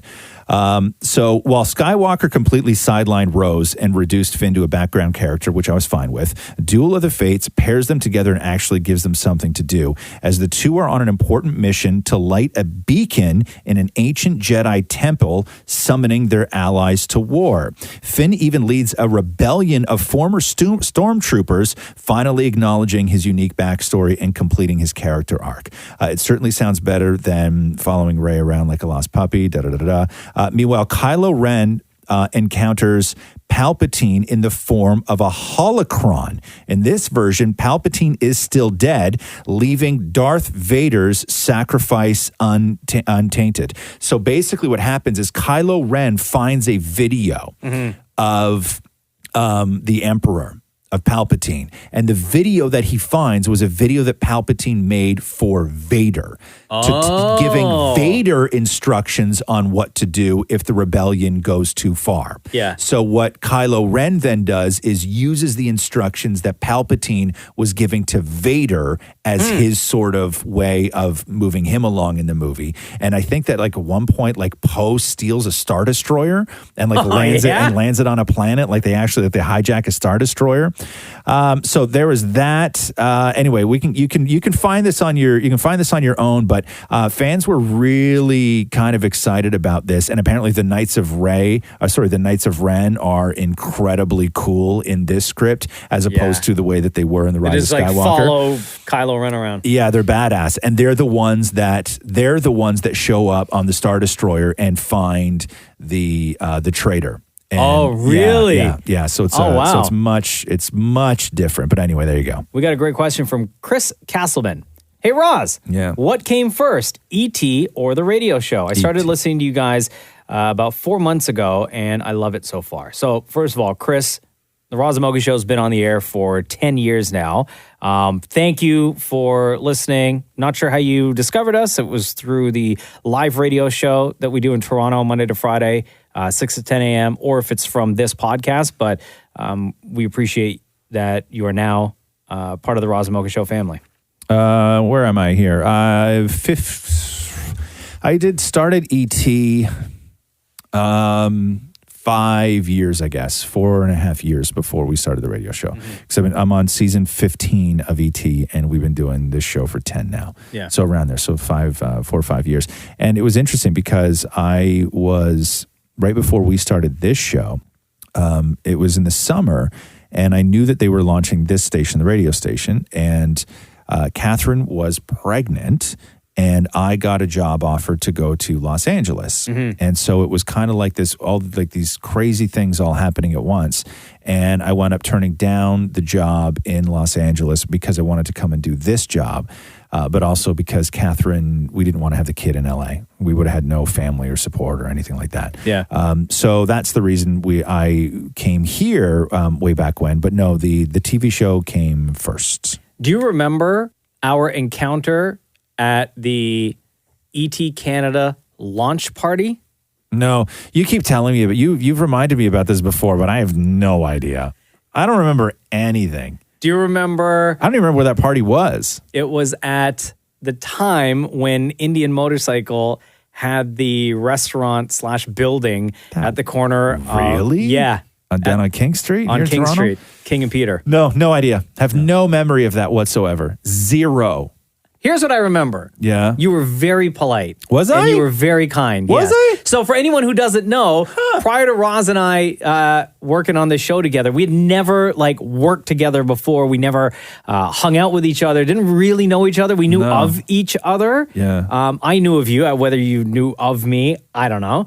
But at one point when we were both working for this radio station, years and years ago, before the show even existed, we were working at the station at the same time period, not at the same time of day, and we would pass each other in the hallway. Yeah. Right? Yeah. And that was kind of the extent of it. And then I left this station, went to work for a radio station in Kitchener, Ontario. For a long time. Which was, for a long time, for about 6 years. Yeah. And that station was owned by the same company that owns ET Canada. Right. So I got this invite, That's hey, right. we're doing Yeah, this yeah, launch yeah, party. I Would you like to come? And I remember I went to the party and I was talking to you and you were very, very nice and very polite. Good. And then on my radio show in Kitchener, I was doing the afternoon show. I remember a couple of times I called you and we would talk entertainment stuff. Much like how we do the news on the show and on the podcast now. Yeah. We kind of did something similar on my radio show, which I know you don't remember. I have no memory of that. None were you whatsoever. at that party, Maury? I was at the next one that was in a parking lot. But you weren't at that party? No. Okay. I was just wondering. So there you go. Chris, ET Canada, that was first before the Roz Mocha Show. But I do remember hanging out with you once at a nightclub, and I was Don't taking say hanging out, because we never we hung were in the out. same VIP booth, and I was taking pictures of you eating hamburgers. What? What a weirdo, huh? You know what I mean? He's always I don't been a even weirdo. understand that Who story. says that? Who says that? Hey, years ago, here's my memory. I was taking pictures of you eating hamburgers.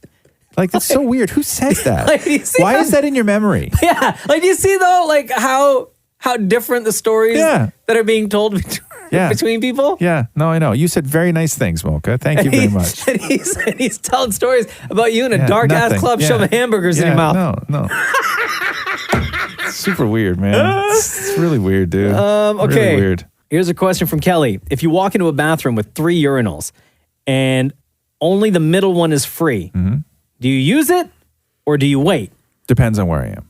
Part 2 of that question, if all 3 urinals are free, which one do you use? Middle. Furthest one from the door. Furthest one from the door. Why?